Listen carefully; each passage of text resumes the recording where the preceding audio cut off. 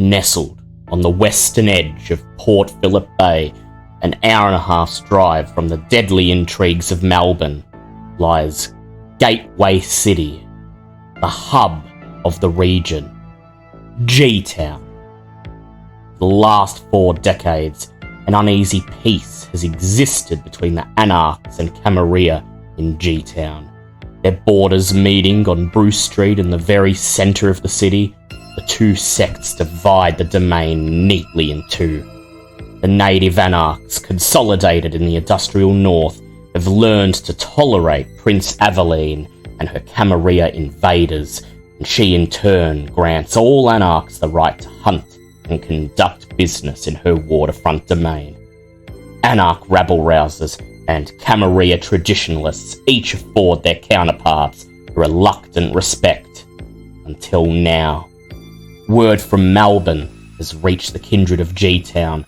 Prince Squizzy wages a war on 3 fronts against a newly reorganised Anarch faction, Sabbat infiltrators, and the onslaught of the Second Inquisition. As refugees from both sects flood into Gateway to escape the oncoming chaos, local tensions flare, and the truce that has maintained peace since 1983 will be pushed to its limits. Welcome to Lords of G-Town, a Vampire the Masquerade 5th edition actual play podcast presented by DM Fiat Podcast, with music by Kevin MacLeod, White Bat Audio, Ivan Duch, and Jaxius Music. Now, as the sun sets on the city and the blood stirs, let's see what horrors the kindred face this night.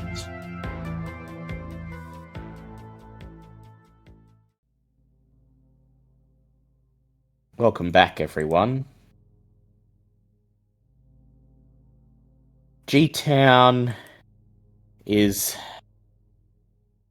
giving you a particularly eventful night tonight. The night's barely just begun and already it's one of the longest nights yet. Fitting as winter slowly creeps across the bay, the cold front settling in from the south, and the nights begin to grow longer. You were sent to an O'Tolly's. Another big mess. Seems that Andrea Cross managed to create chaos, spreading infernium throughout the restaurant, causing the restaurant staff to descend into a bloodthirsty, chaotic rage and murder each other. And as if that wasn't all, while she was there, she embraced one of them, creating Cat. A new fledgling whose first night in the world of darkness so far has been far more traumatic and chaotic than most fledglings have to deal with. The most traumatic night of Cat's existence, and that will probably hold true for a long time. There was another big mess for Wolf to clean up. Wolf once again burdened with the task of cleaning something up that he had no hand in creating. And while you were there, you learned that, perhaps coincidentally, perhaps not, this O'Tolly's was to be the site of an Anarch rant this very night. This was news to Tig and Bouncer. They hadn't heard that a rant would be happening tonight. So Bouncer separated from the coterie to head to her club, contact her friends in the Anarchs, and see if she could find out exactly what was going on, what the deal was with this rant, why tonight, and why she and Tig hadn't apparently been invited. When you were done cleaning, you encountered Bunyip, Tig's sire, who revealed that he was the one who'd called the rant, that he was going to discuss with the Anarchs the possibility of setting up a war party to engage a rogue lupine wreaking havoc across Anarch territory. He alluded to the fact that the coterie hadn't been invited because of their tenuous connection to the Cam, and the Anarchs wanted the Cam to not even be aware that they were dealing with something so dire. But it seems it was all for nothing, because as we ended last session, you received a frantic call from Sam, inviting you to an emergency meeting with the Prince at the Central Library. Sheriff Lucas has apparently press-ganged you into action, and the Cam have something dire that needs dealing with tonight. And Tig perhaps rightly surmised that maybe the lupine wasn't just wreaking havoc in Anarch territory. So, before we get to that, I'm going to open with Bouncer. Bouncer, you spent last session off camera at your club, getting in contact with the Anarchs, trying to find out why you hadn't been notified about this rant, what the Anarchs are up to, and what exactly they're planning to do that was so important. And yeah, you would have gotten experience last session, but I thought I'd start this session just with you doing the work that you did off screen, so we can actually divulge the information to the coterie. So you have a contact in the Anarchs who you're quite friendly with at this point, Bouncer, who owes you a couple of favors, and that would be Lainey, the Toreador. You've invited her to come and speak to you at the club tonight. You told her over the phone that you heard there's a rant on tonight and you weren't invited, and maybe the memo had gotten lost somewhere along the way, but you'd like for her to come down to the club and just have a chat about Anarch affairs, because you're feeling a little bit left out. So you've got a couple of minutes to get ready before Lainey arrives, Bouncer. The club is already in full swing. You checked in with Melissa and Clara, and tonight, for the first time in a very long time, the club seems to be operating smoothly. There's no rowdy customers, no one getting too grabby. The establishment is already pumping, the bass rattling the walls and the floors. The dance floor is filled with a congealing mass of bodies of flesh and sweat and colour. And you're in the locker room, getting ready. How are you going to meet Lainey tonight? Is there any particular impression you'd like to make on her?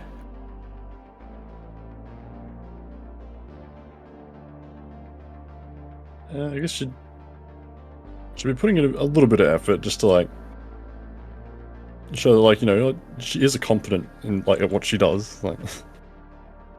So just to sort of maybe drive home a little how odd it is that she wasn't informed. Yeah, what Bouncer would call business casual, perhaps emphasizing her rougher side. Maybe she's not going to wear a dress tonight. Maybe she's going to wear a leather jacket and some tight jeans. Ruffle her hair a little bit so she looks a little bit wild. Not wild enough that she's bothered by the whole thing, but perhaps just wild enough that she's feeling a little bit left out and a little bit offended and wants to know why. So go ahead for me, Bouncer, and make me a charisma plus intimidation roll. You may add your presence if you'd like to activate your daunt. Yeah, sure. So charisma, intimidate, yeah. Charisma intimidate. What's my hunger? Your hunger will be... Do a rouse check for me, and if you fail, it's going to be 2. So I didn't increment your hunger last session, so... Yeah.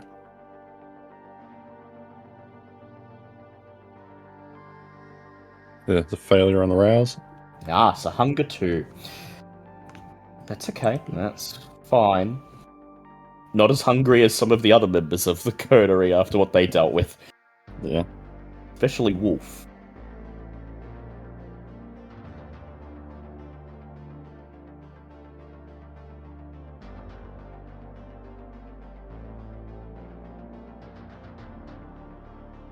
Oh, thank God. So it's just a regular, but a critical 7.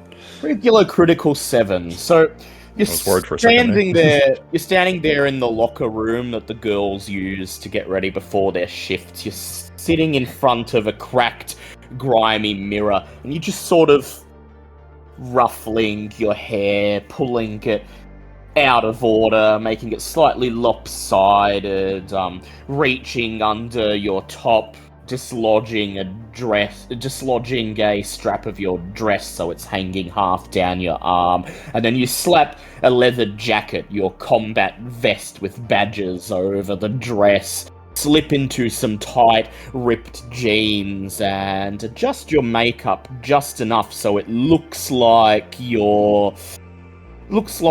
you've seen some shit tonight and you're not in the mood for any more. And when you emerge from the locker room into the club proper, you're doing your very best attempt to balance looking competent but also a little bit angry at the same time. You spy Lainey sitting on her own in one of the booths that's sequestered away in one of the shadowy, distant back corners of the club beyond the pumping dance floor. And even though she's cast only in dim light in the shadow, she stands out. She's a happy-go-lucky looking scene girl in the midst of a seedy nightclub / brothel surrounded by sweaty men and people off their faces on various substances. She's looking around nervously, and then she spies you, and you see the look of relief immediately set in on her face. You head over to her and slide into the booth opposite her. She looks you up and down and then bites her lip and she says, well, I got your call. I guess it was urgent, huh? So, the rant. Yeah. About that, you and Tig weren't told there was going to be a rant tonight, and I was quietly hoping that you wouldn't find out. Not sure how you found out, to be honest. For the record, Bouncer, the only reason you know there's a rant is because Ophelia, the former ghoul of the previous warlord, alerted the coterie because she needed them to clean up the mess at the O'Tollies. I'm not sure how you found out, but... well, there's no easy way to say this, she says, hanging her head. She takes one look at the look on your face, your scowl, your wild-looking eyes, in the haze of the nightclub.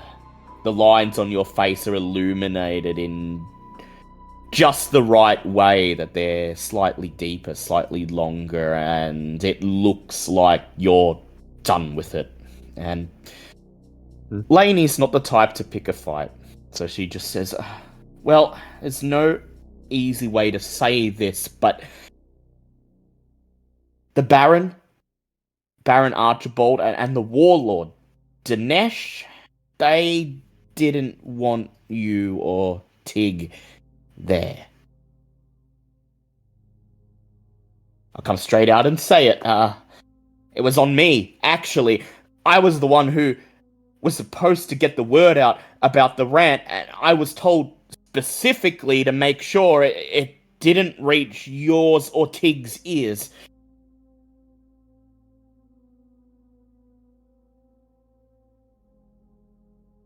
Well, you might need to work on that in the future. Obviously, I have to run a tighter ship, she says. Well, I suppose you probably want to know why there was a rant in the first place. What the whole thing was even meant to be for. And, well,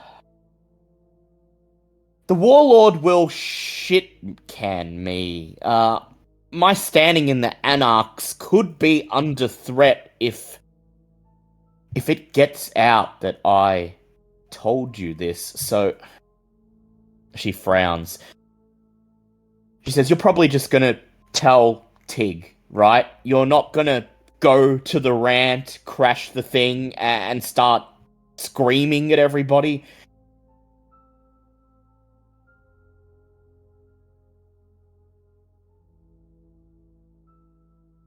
Well, I mean, I'm going to let Tig know, but I don't plan on causing a scene, if that's what you mean, no. And you'll rein Tig in if he decides he wants to crash the rant tonight?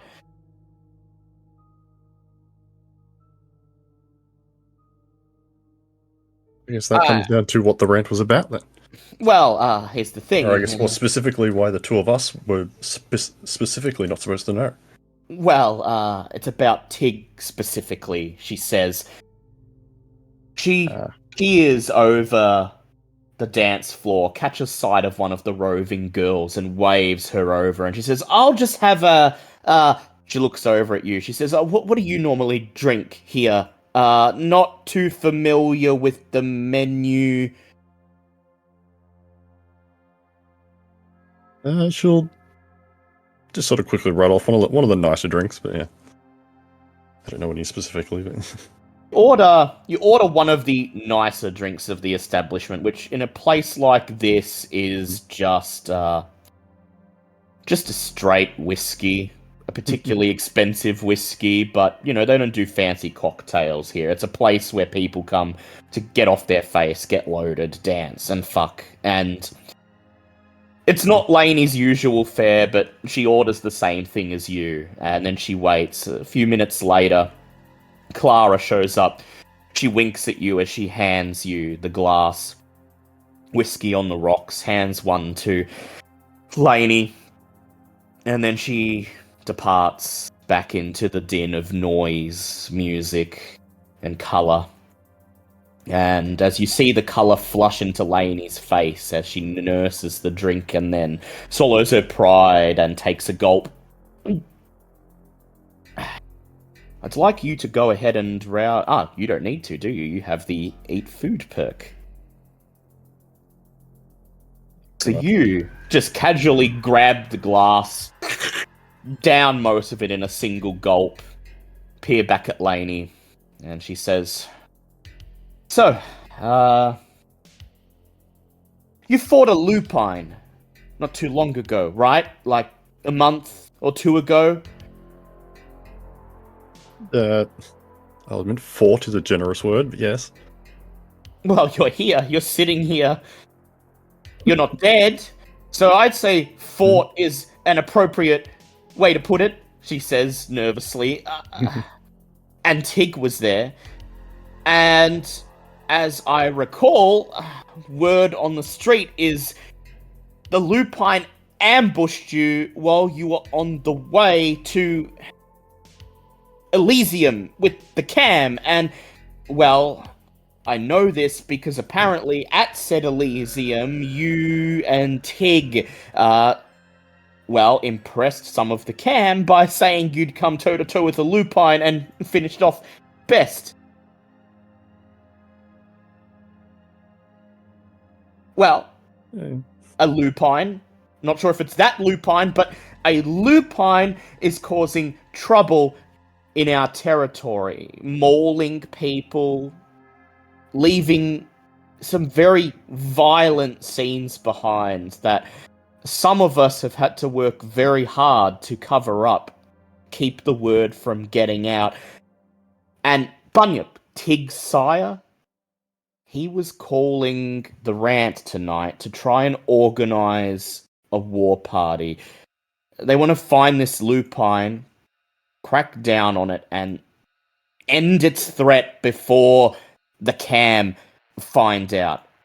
They don't want the cam to think that the anarchs are struggling to handle affairs on their own. And, well, you and Tig, you used to be friends with that harpy, Val. No one's seen her for quite a while, but you were still friends with her. And there's that bitchy-ass Hecata, Marion. So I was told, don't let Sam Stokes' coterie find out there's a rant. Because they're a vector. Word could get out from them back to the cam, and, well, Prince Aveline would use this as an excuse to overstep her bounds. At least, that's what the warlord thinks.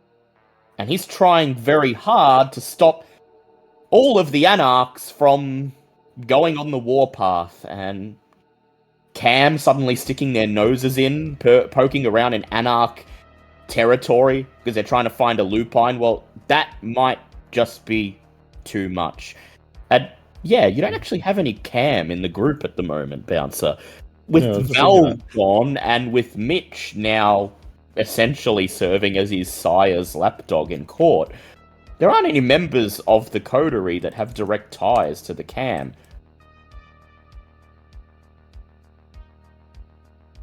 You can make her aware of this if you want. Not just yet, but yeah. That was more so just for my sake of like, I was just thinking about it then, I'm like, hang on, the Hecata are a third party, and then I think everyone else is Anarch. Yeah. Or at the very least, like, Sam loyal, so it's like, yeah. Takes another sip of her drink, and she bites her lip. She sighs. And, she pauses for a moment. And how many dots in insight do you have, Bouncer? 3. It's fairly obvious to you that there's more to it. She's given you a very basic rundown of what was to happen tonight. Probably the same stuff that you imagine the coterie will find out themselves, but there's more to it, and as she just sips her drink and looks away, intently studying the people gyrating on the dance floor, she seems to be hoping that you'll just dismiss her, say, alright, thanks, and let her go. But it's clear that there's more to the situation.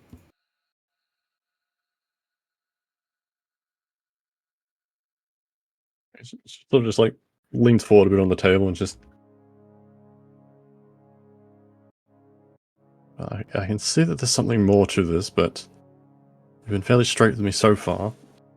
So I'll at least give you this as with Val's disappearance, and then the the new I'm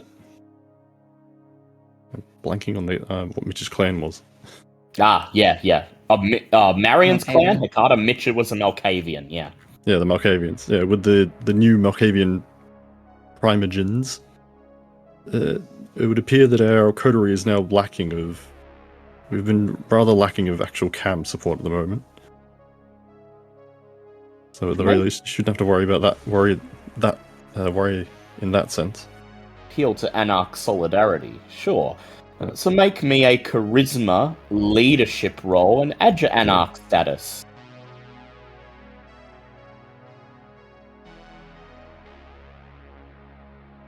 Anarch status. That's a 2 at the moment.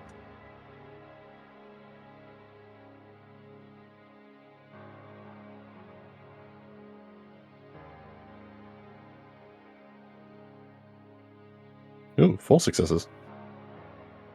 She sighs, takes another sip of her drink. The ice in the glass rattles, and then she says, "Alright, look. You know it, I know it.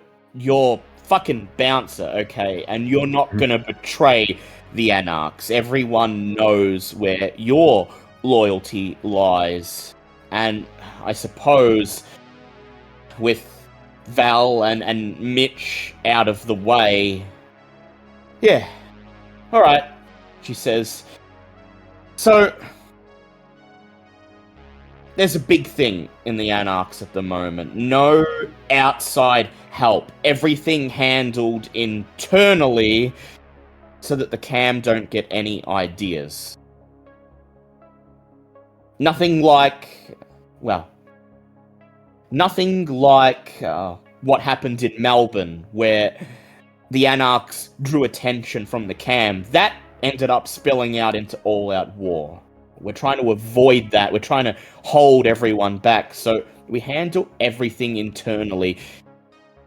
There's only one group that's not part of the Anarchs that was contacted, and it's been something of a sore point." Okay, she says, "I'm the one who was tasked with reaching out in the first place, and most of the other Anarchs don't know, but..."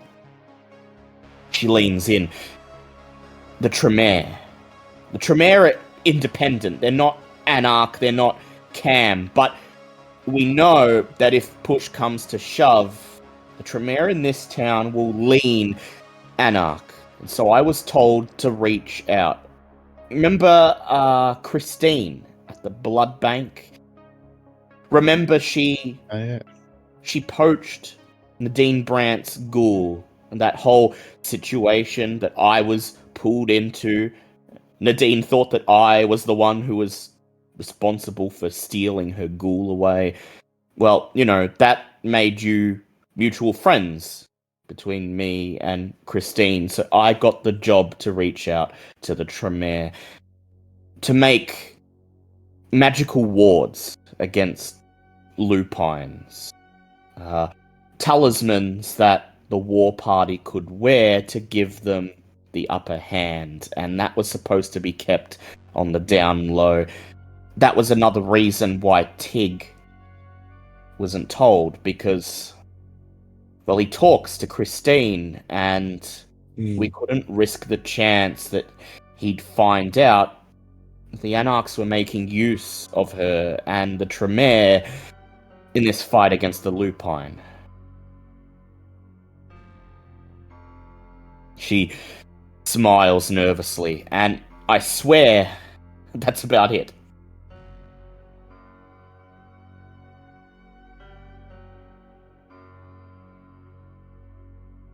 Drains the last of her drink. Slowly places the empty glass on the table, and then she stands up. Well, that's about it for the rant. I've got to get ready for said rant, so if there's nothing else... Yeah, no, that should be all. You've given me a lot, and yeah, sure. I won't tell anyone that it came from you if it comes down to it. Appreciated, she says. She winks and smiles, and she says, well, if you wanted to reach out to the Tremere, you're friends with Christine, or at least Tig is. The cat's out of the bag now, and you know what's going on, so if you happened to speak to her, see if you can get some of the Tremere's help for yourself, well, it's got nothing to do with me.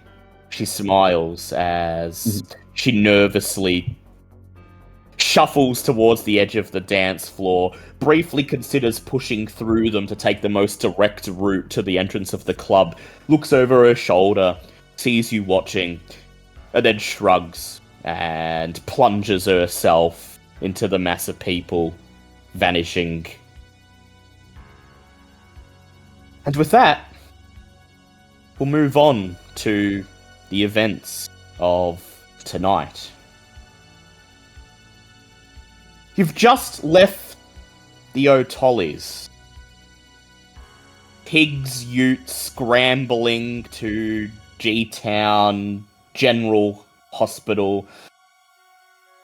The unconscious teen staff member in the passenger seat, head lolling back and forth as the ute jostles over potholes and does its usual imitation of a carnival ride. So Tig, you'll have just enough time to drop her off at the hospital and then meet the others at the Central Library for Elysium. If you wanted to feed or do anything else, you'll risk being late. I'll ask the question, what do you intend to do? Drop the girl off and then make sure you aren't late for your meeting with the prince? That's pretty much the size of it. Am I riding alone on this one? I can't remember where we You're left. riding alone. Everyone else went. Oh, Everyone else went with Marion and the dogs, except for one of the dogs. Two of the dogs are sitting in the back of the car, barking, panting. But the other third dog, one's with Flick. the third one's with Flick, probably drooling all over the backseat of Marion's BMW. That makes me happy. Alright. Nah, I'm not hungry at the minute, so unless this goes sideways, I shouldn't need to feed. All I gotta do is, okay. So basically, the plan is to put the unconscious girl just outside the sight of the cameras near the hospital. Then go to the hospital and say, hey, there's somebody unconscious outside. So the ute slows to a stop in front of Gateway General, and I'd like you to just roll a d10 for me. Tell me if you succeed or if you fail. We're going to do a luck check. Alright. Luck be a lady. That's a total failure. Total failure. So, it's the start of winter, Tig, and down under, that's flu season. And this is also the first year, this is also right after the very first wave of COVID lockdowns has ended. So, as the ute slows to a stop in front of Gateway General, you can already see the car park out the front nearly full, and there are several people milling about, making their way from their cars to the entrance of the brightly lit modern building that appears to be running at full capacity tonight. The car park is well lit, and even now a station wagon drives past you slowly, boom, goes over the speed bump and begins to prowl the aisles of the car park looking for a spot. Fuck me. Oh, change your plans. Let's see. Well, what's good to do here? What can I do? There isn't. Oh, okay. I could do that. Yeah.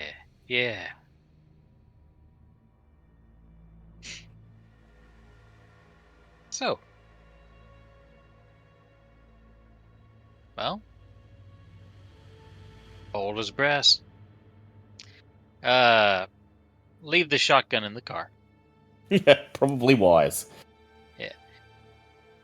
Stick to the plan.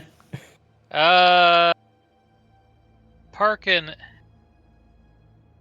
a no parking spot.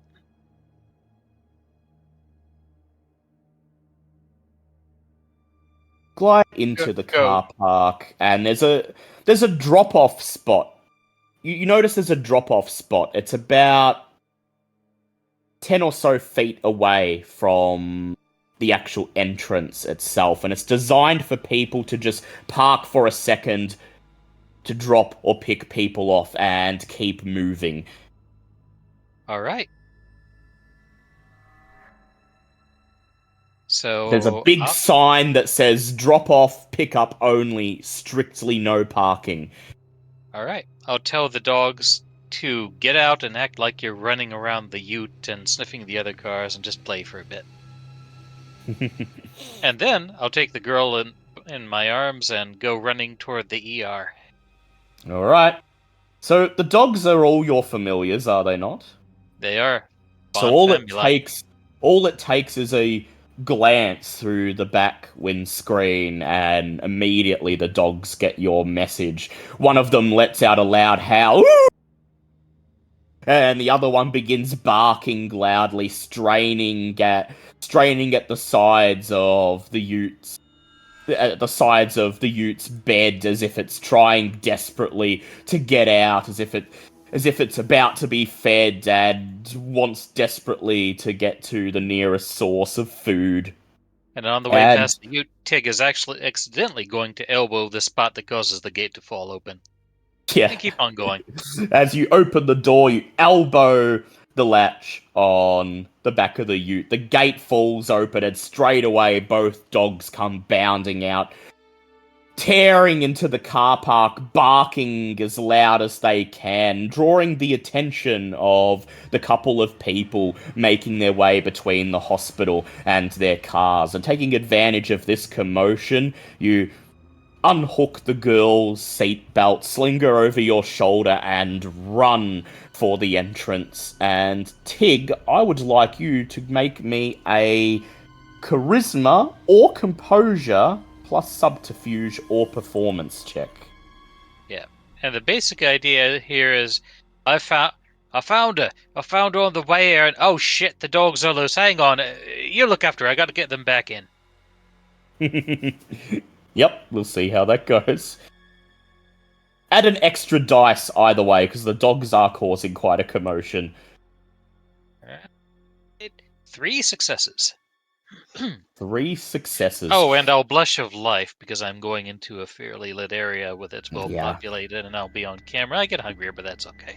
Get hungrier? What do you go up to? Hunger 2? Because I believe you fed before you left. Yeah, you snacked on a rat and just utterly disgusted the newbie. So you're rushing towards... They've seen worse.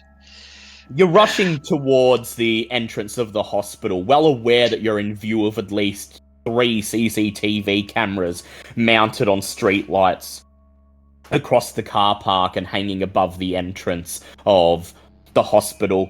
You get about halfway there before one of your dogs lets out another loud howl, and someone shouts, "Bloody hell, those big dogs!" And a nurse with a look of utter worry on her face comes rushing out through the double doors. They slide open, and she rushes towards you, and as she approaches, you hoist the girl's unconscious form into her arms and say, I found her outside a club. You know, the teens these days, and they're binge drinking. Shit, the dogs I gotta get the dogs back in the car. And the nurse just looks at you, dumbfounded, bewildered, speechless, and finally she nods and she just says, We'll take care of her. Thank you, sir. Can I get a name for when she wakes up? Tig's already running. Tig's already running. Calm down! Sir, calls out the nurse, but you're already gone, helping one of the dogs, half lifting the dog up into the tail of the ute, and the nurse gives one last call. Sir, I need... And then another dog shit on the license plate and drive out of there. Another nurse comes running out from inside the hospital, and I gotta get him out of here. They're just gonna tear shit up. They hoist the girl's hoist the girl between their shoulders and begin to fireman carry her into the hospital, and the Utes already rumbling past the stunned, speechless-looking people in the car park and out onto the main road and into the night. Everyone saw you, Tig, but it looked like you were just a good Samaritan doing their due for someone who ran into an unfortunate fate tonight. And then you scream back towards downtown, down Chilwell Road, to meet the others at the Central Library. Score 1 for the Dunson. So, Marion, Wolf, and Cat. Time for a meeting with Prince Aveline.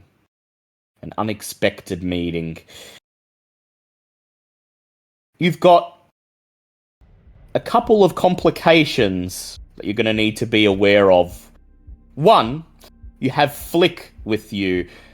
Right now, she's sitting in the back of Marion's car, ruffling Tig's dog behind the ears, and the dog is just lazily drooling, a long fleck of saliva just leaking down, pooling on the upholstery.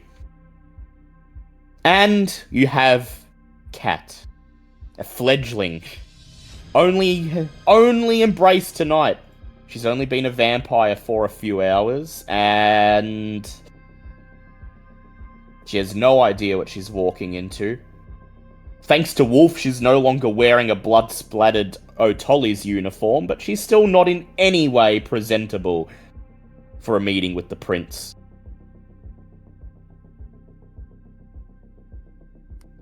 Do you remember the plan?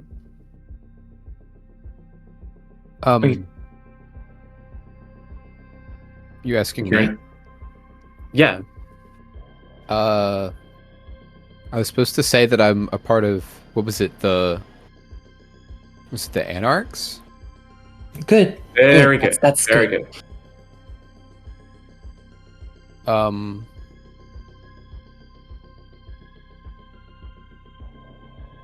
I don't remember much else. Look, honestly, that'll help your story. Just tell them that you're a new anarch, and that will be no longer your responsibility to manage. You'll have to just bear with this, okay? Okay. All you need to do is play your part. Say you're an anarch. Don't talk to people too much. Don't draw any attention. And if the prince says hello to you, treat them like they're a god. Lean That's on the it. fact that you don't know anything, because you don't, okay? People will treat you with somewhat more lenience. The prince is scary, says Flick. She has people killed. The prince is only scary if you're on her bad side. I see. But she has had people killed, says Flick. Time and a place, Flick. Not right now, okay? Nadine says she almost had her killed. Flick! Before you bundle Flick and Cat into your car, Marion, is there anything you'd like to do or impress on either of them to increase the chances that their meeting with the prince will go slightly smoother, that they might be at least a tiny bit more presentable? I'll tell you what, let me roll politics on that.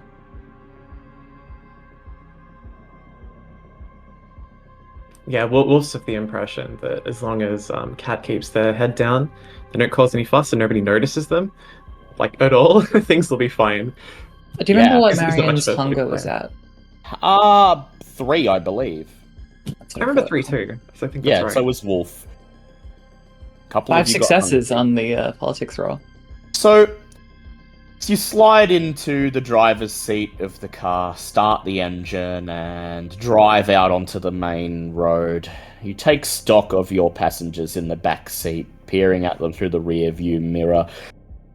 Flick looks about the same as she always does, but her boots, probably from walking through the Otoli's kitchen, are flecked with blood, some of it still wet. And Kat is wearing a tracksuit and a pair of tracksuit pants and an ill-fitting t-shirt that Wolf pulled out of the boot of his car. Her hair is still fairly disheveled, and although there are no longer any bloodstains visible on her person, it's obvious from the look on her face and the way she's holding herself that she's still processing everything that's going on and is likely to get someone to ask how long she's been in how new she is exactly, because she looks new, and not new as in a neonate who's just joined the Anarchs. She looks like someone who's going through their first traumatic night. Okay, Marion turns to Wolf, actually, and she says, actually, we should get our story straight. Why are we bringing her? On the behest of Sam. I know, but why are we bringing her? So I feel like that's Samantha's problem. Okay. Well,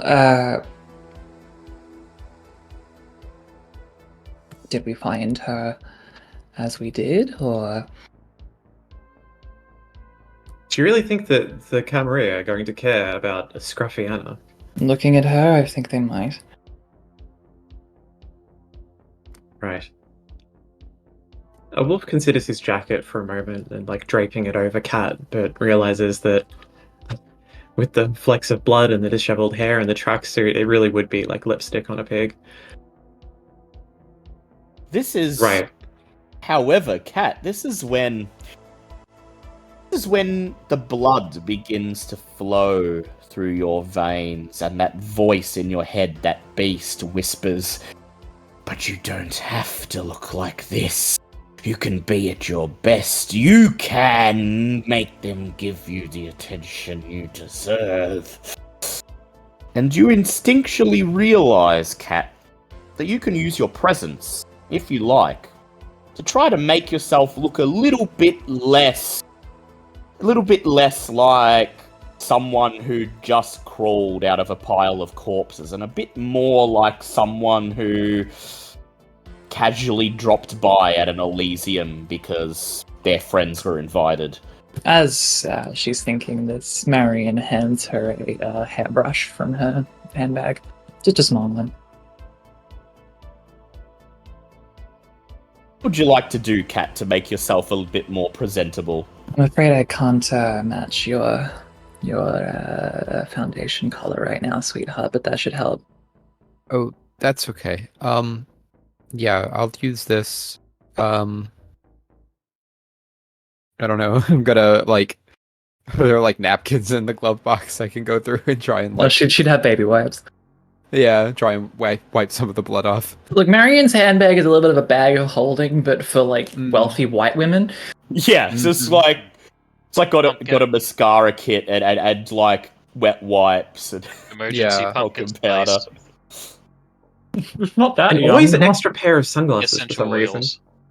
So Marion begins to hand you an assortment of supplies from her bag and tells you tersely to freshen up. And Kat, I would like you to go ahead and make me either a charisma or composure plus etiquette check. And if you'd like to use your ore, you may go ahead and add your presence as extra dots.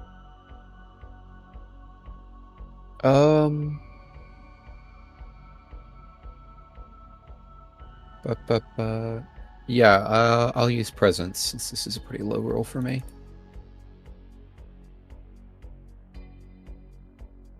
First time using a discipline, that's gonna feel weird.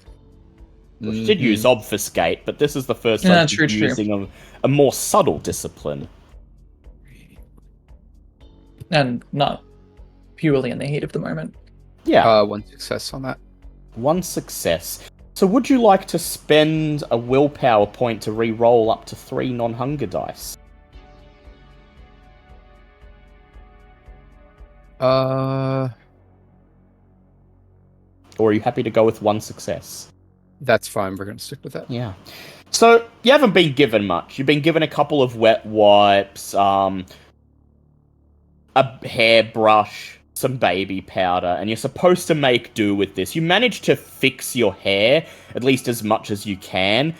It's still sort of caked in blood and bin juice, so it's very grimy, very greasy, and it doesn't at all look like you've had a chance to prepare yourself for this important meeting. But at the very least, you're able to make yourself look less tired, less shell-shocked. And Marion, it's actually quite astounding how, at least just sitting in the back seat of the car, Kat suddenly looks more confident, more with it. Lovely. I have a plan to improve this further once we arrive. And then there's Flick. You see her tapping her boot on the floor of the car, flecks of blood still around the edges. It's likely no one would notice unless they were specifically looking at her feet. It's up to you if you want to attend to Flick in any way. She would. she would Yeah. definitely. Aww, says Flick, as you force her to prop her feet up on the glove box and carefully scrub the blood away. Yeah, she spits in a hanky.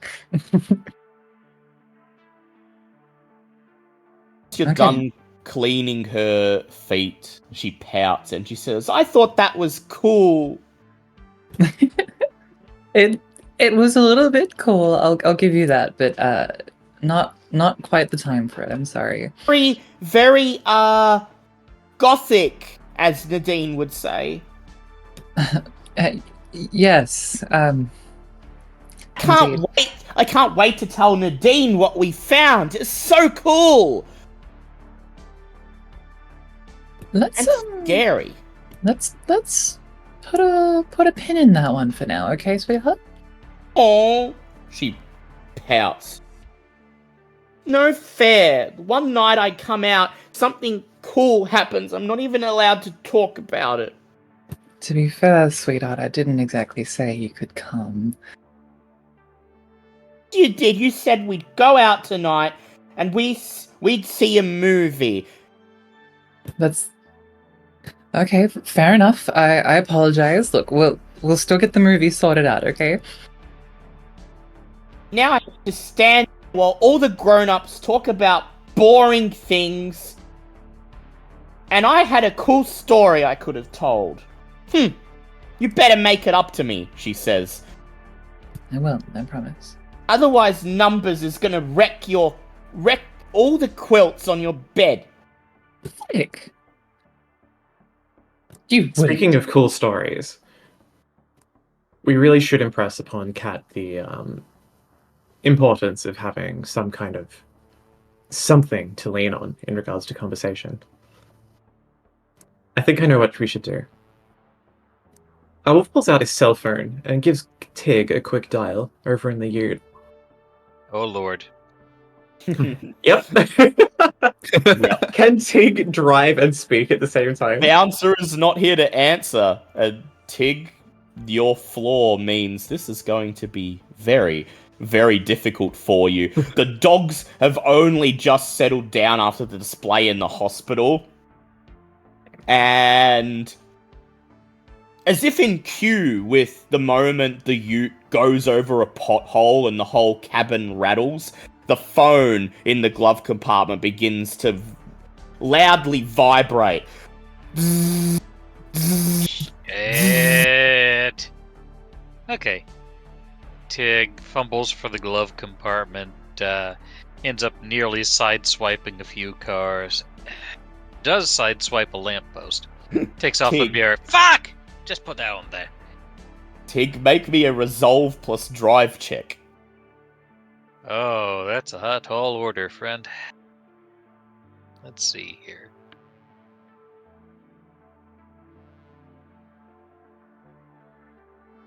Two successes. Yeah, okay.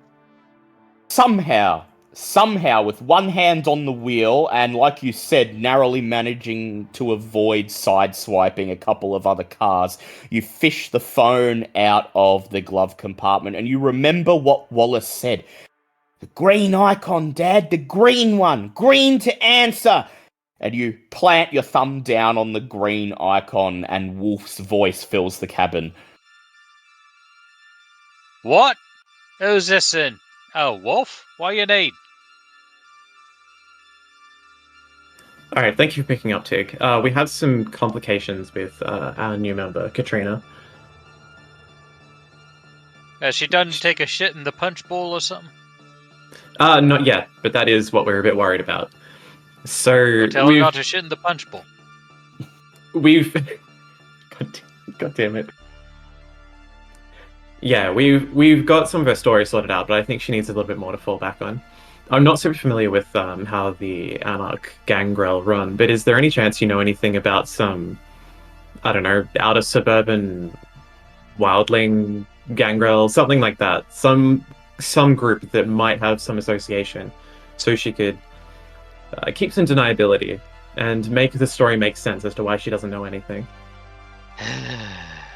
Is there anybody that lives on the outskirts who'd be happy to be an alibi, or? Can I think of anyone offhand? Well, you know most of the gangrel in this city, and there's two specific groups of gangrel in this city. One, of course, is Barry and his incestuous family. The other is Bunyip and his gang.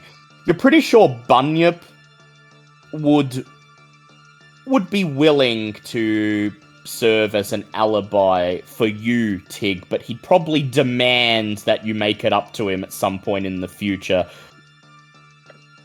I can do it, but it means probably a minor boon. I'd owe somebody, so that's a minor boon you'd owe me. Sound good? 1 second.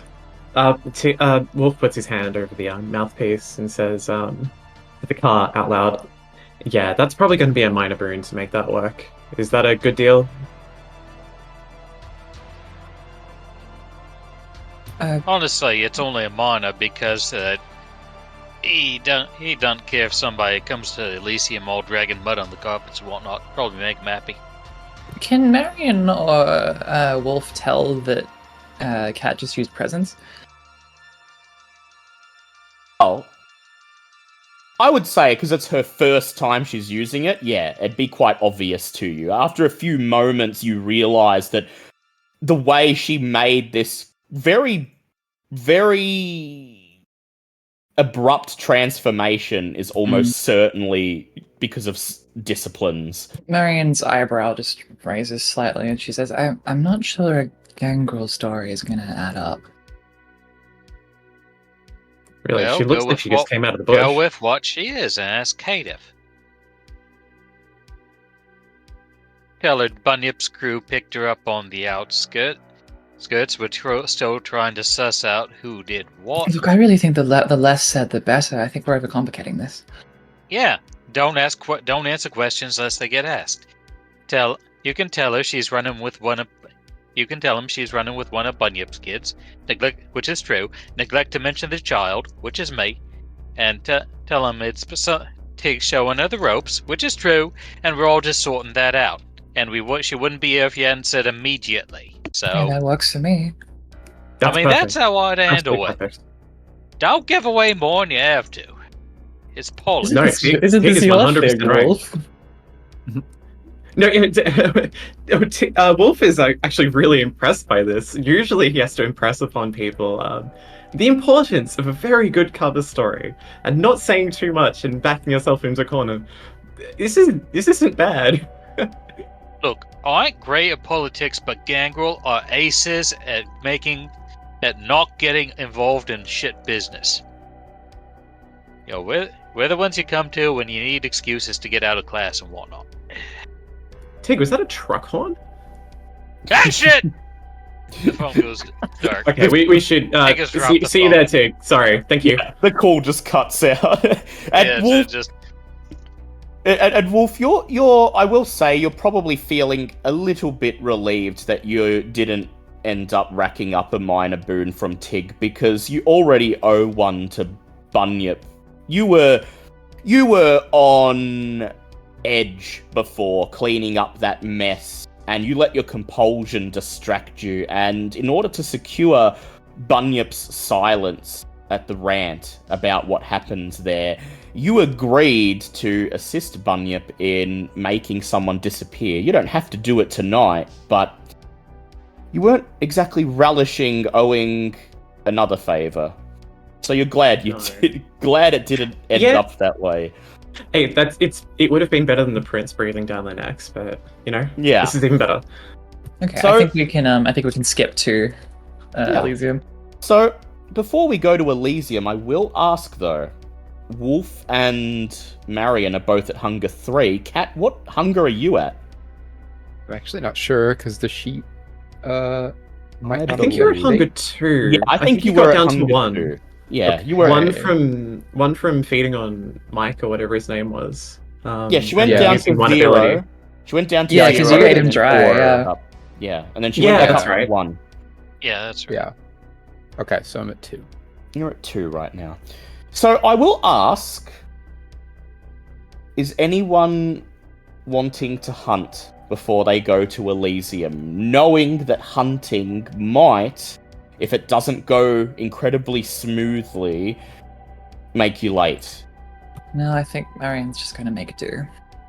No, Wolf's not that hungry. He'll be right. Alright. So, we skip ahead. Elysium. As Let's- Marion's Yep. arriving at Elysium, she's gonna want to try and find the harpy. Yeah, she will find the harpy. We'll get to that in a moment. I'm just going to give you a chance to meet up with Bouncer first. So, we skip ahead. Several cars pull into the car park beside the Central Library on the edge of Chilwell Park.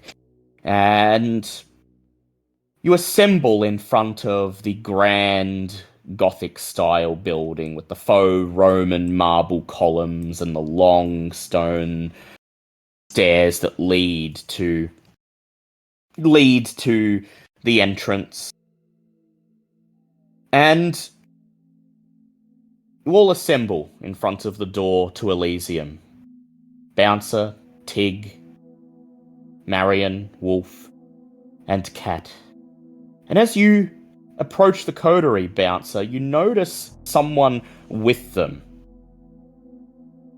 Kat's managed to make herself presentable enough that it's not immediately obvious to you, Bouncer, that she's a fledgling made this very night. But it is obvious to you, whoever she is, she's a new face.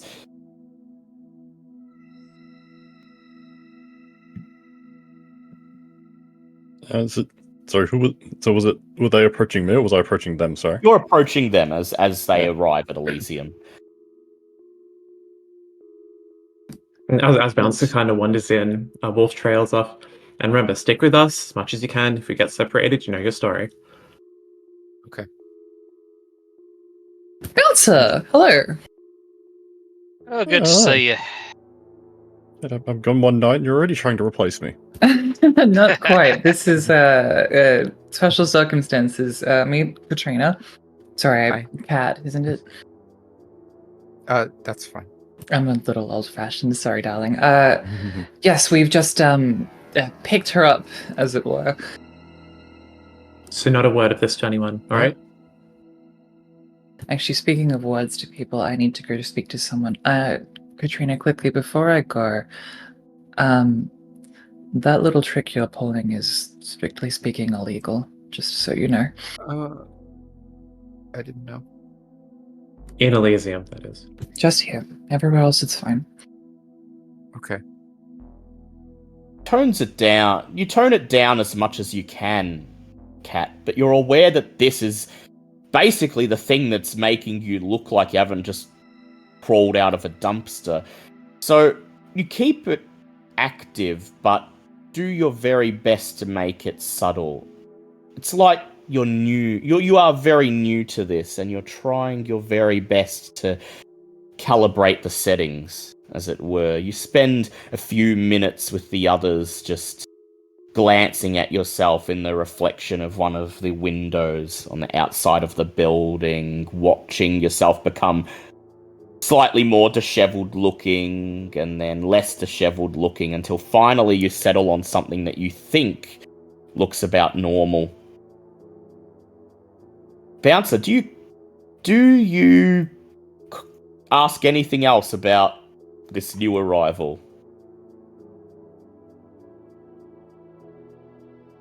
I don't.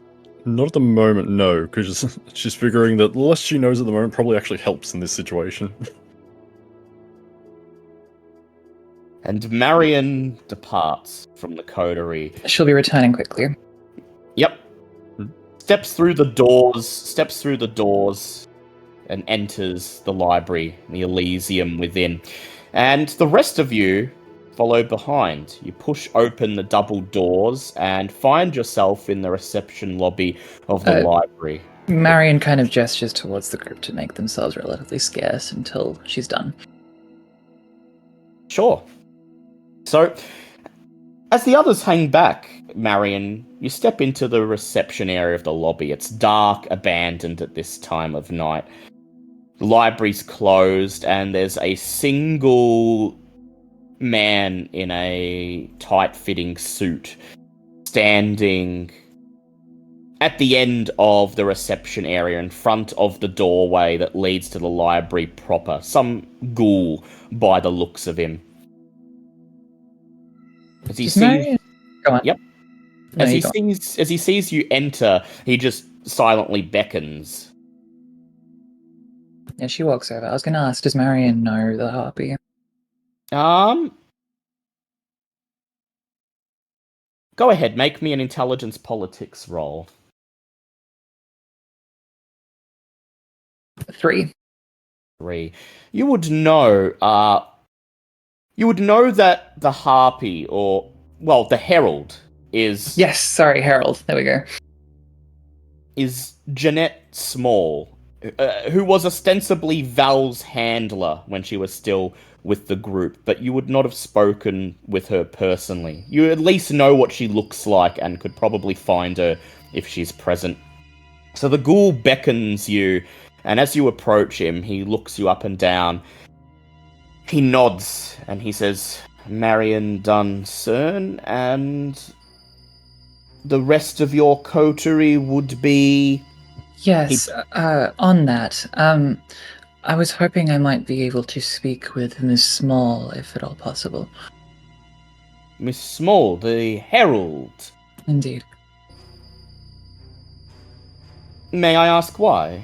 I just to explain some circumstances with regards to my coterie.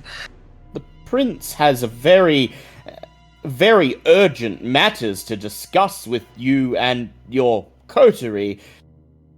Well, if the prince would be willing to tolerate some slight indiscrepancies given the urgency, then I can skip over Miss Small, but otherwise it would be probably prescient. Head and make me a charisma and either subterfuge or etiquette roll. Sure,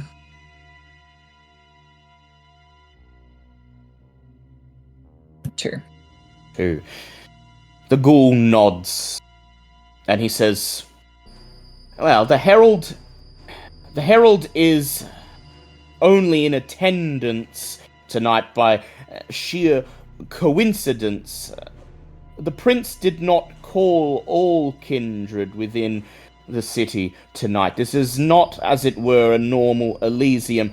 So, if you enter through the doors behind me, rather than entering the antechamber beyond the main library where the prince awaits, you may head to the back of the main library, and there in the archives room you will find the herald.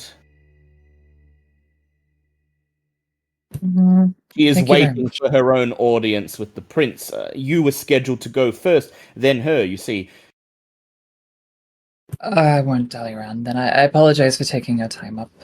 He peers over your shoulder towards the door leading out. He says, and the rest of your coterie are soon to arrive? Can Marion see them still? You can see them milling about on the doorstep Yeah, of she'll gesture for outside. them to join in. So the rest of you step inside. You see Marion talking to the ghoul, and as the ghoul beckons, you approach. He looks each and every one of you up and down, rattles off your names. Philippa, Pip, Bouncer, Tig Duncern, Ghost. Yes, that would account for all of you. And then his eyes linger on Cat. You I don't know. And I'm not sure you've been invited. Wolf, I mean. This would be the discrepancy I mentioned. This is Katrina. She is a... Well, we're presenting her on behalf of Samantha. Presenting to the prince, you mean? Not in such a formal fashion. She's Anarch-affiliated, but it's relevant on account of Samantha's terms. I don't know the specifics, I'm sorry. Right. Miss Stokes is responsible for training the neonates, as it were. I'm sure this is all a big coincidence. I understand the prince called this meeting rather abruptly, so as I understand it, you were in the process of taking Katrina here to Samantha before the prince arranged the meeting. Am I correct? Indeed. I'm rolling for the ghoul on his insight. He gets one success. He takes one more look at Cat, and then he shrugs, and he says, very well, she may enter, so long as she's with you, recognizes the rules of Elysium. You taught her that much at least? Of course. Don't worry. Do I know the ghoul's name? You don't know this ghoul's name. Yeah, that's surprising. Yeah. He's just sort of there. He's like the greeter who welcome. He's the prince's ghoul, but you don't know his name. Val probably would have, and so would have Mitch, but none of you would know. The ghoul steps aside. He gestures towards the door and he says, well, please enter. The prince is waiting in her antechamber for your audience. Please do not keep her waiting, if at all possible. And then he takes a bow as he pulls the door open, admitting you to the main area of the library. Thank you, Mr. Me? He holds out his hand. Of course. He takes it. Murdoch. Mr. Murdoch, pleasure to meet you. Pleasure to meet you, Miss Duncern. I've heard your name, I've seen your face, but, well, you know, it is not my station to make personal acquaintances with the prince's guests, but I appreciate the formality, the pleasantries nonetheless. Of course. Alright then, come on. As you go to walk past him, he holds out a hand, stopping Cat, and he says, you're with them, I understand, but, might I know your name at least? My name? He nods. It's Cat, yeah. Cat. Very well. I shall remember. Go on. He says, I can tell this is your first Elysium, so do what the others tell you to do. I'm sure they'll keep you out of trouble. And remember, the prince wasn't expecting an additional member of your coterie tonight, so bear that in mind. Okay. Only speak when you're spoken to, and when you are spoken to, do your very best to remain respectful, and remember that you are talking to Prince Aveline, who is above all kindred. Okay. You move past him into the library, begin making your way through the aisles, past the ornate shelves groaning under the weight of about 100 years of accumulated knowledge. And at the back of the hall, there are 2 doors. One leads to an antechamber off on the left where the prince is waiting, and the other leads off to the archive room. There's a single metal door with a placard reading archives, and that, Marion, is where you're told the herald is waiting for her own audience with the prince. Well, I was going to put in a good word with the herald to explain Kat's state, but it might not be necessary. You sure? Fuck it, we'll go for it anyway. Yeah. So, while Marion darts off to see the herald, do the rest of you make your way into the antechamber to meet the prince? Absolutely. Yeah, we don't Sooner wanna in, keep her sooner waiting, done, yeah. sooner out of here. Yeah. Oh, So- then Marion will not be Oh, backing no. away. No way. All right. Noticing the others heading to the antechamber,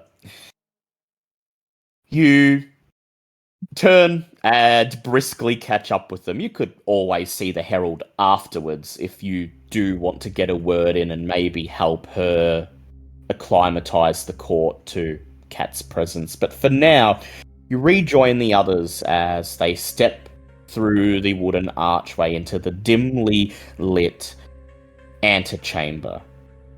It gives you the impression of a boardroom, Marion, but it's different. There's a long mahogany table and people are sitting around it, but the room itself is bedecked with bookshelves and lush tapestries depicting scenes from throughout the city's history, dating all the way back to the colonial times, of a tapestry depicting a ship rolling over the ocean waves. There are several people present in the room. It is not, as the ghoul said, a normal Elysium. It's obvious that this is a hastily assembled meeting. There's an obvious air of tension in the room. At the very end of the table is Prince Aveline herself, smiling as you enter the room, silently greeting you with a wave of her hand, her red dress and blonde hair immaculately detailed as usual, her blue eyes glimmering serenely in the dim lamplight of the room. Marion bows her head enough to show deference without being over the top. And the rest of you? I'm copying. Very good Doing the idea. best to copy. Go ahead, Yep. Kat, and do me a composure or resolve plus etiquette or performance check. And you may add an extra dice because of your presence. Anything. You said composure etiquette or composure performance? Or resolve instead of composure, plus an extra dice for your presence. Okay, I'm gonna do resolve then.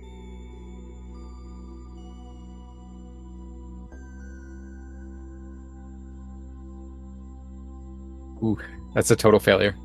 Total failure. Would you like to spend willpower? I am gonna spend willpower on that one. Go ahead. Yeah, you can click reroll failures in the bot to Yeah, make it to reroll. get it automatically do it. It's a success on 1.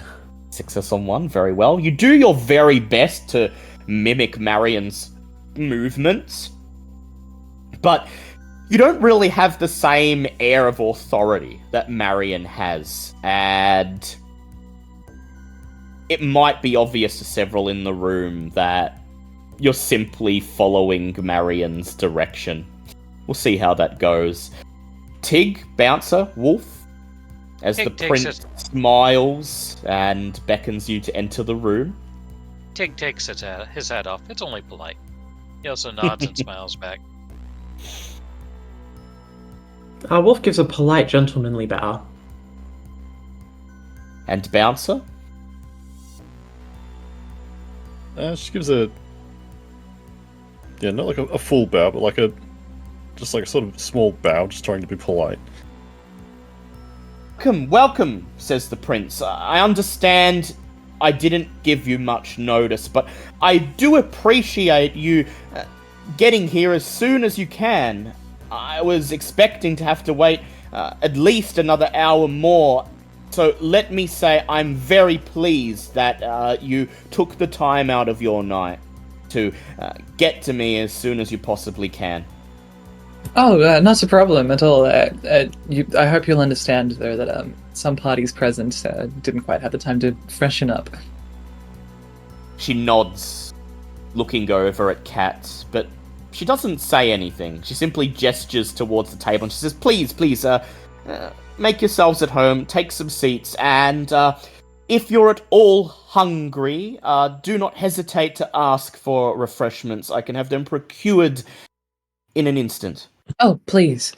Once I know that. Marion knows to take a gift.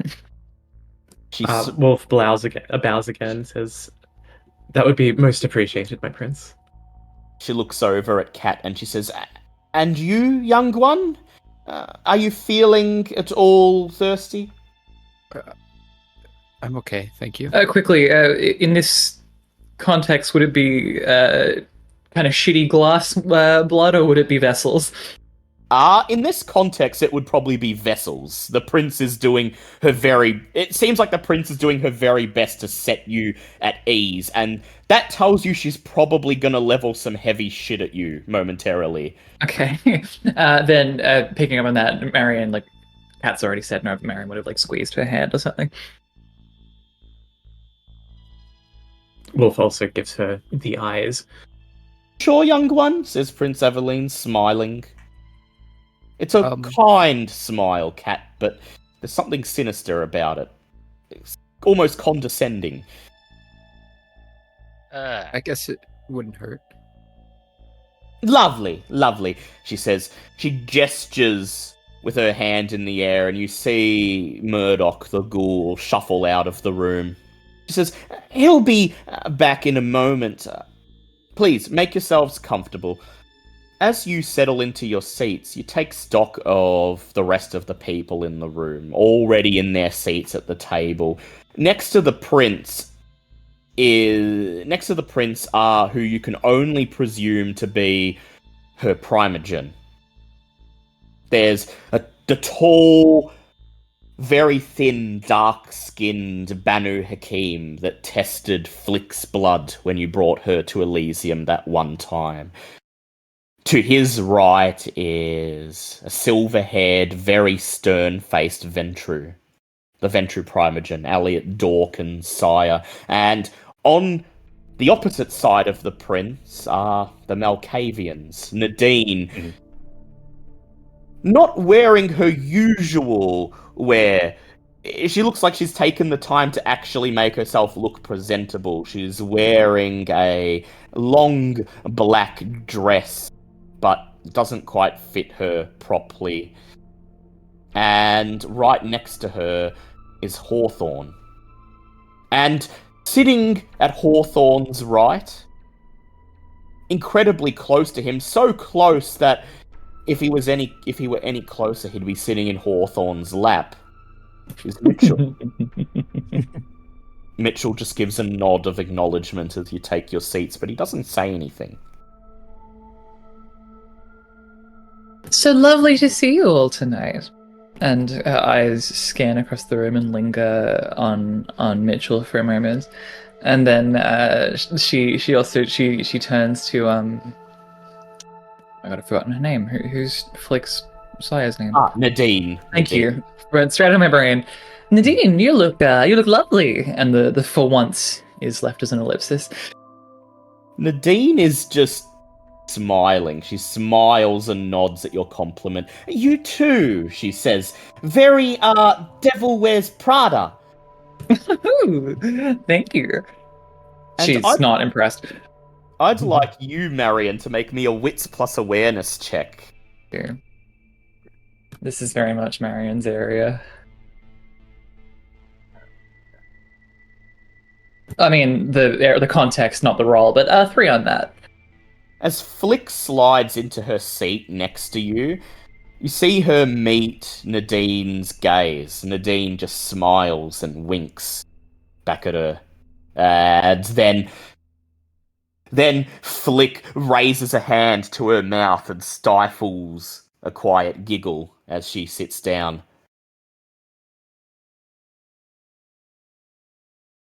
She's gonna just let that one slide.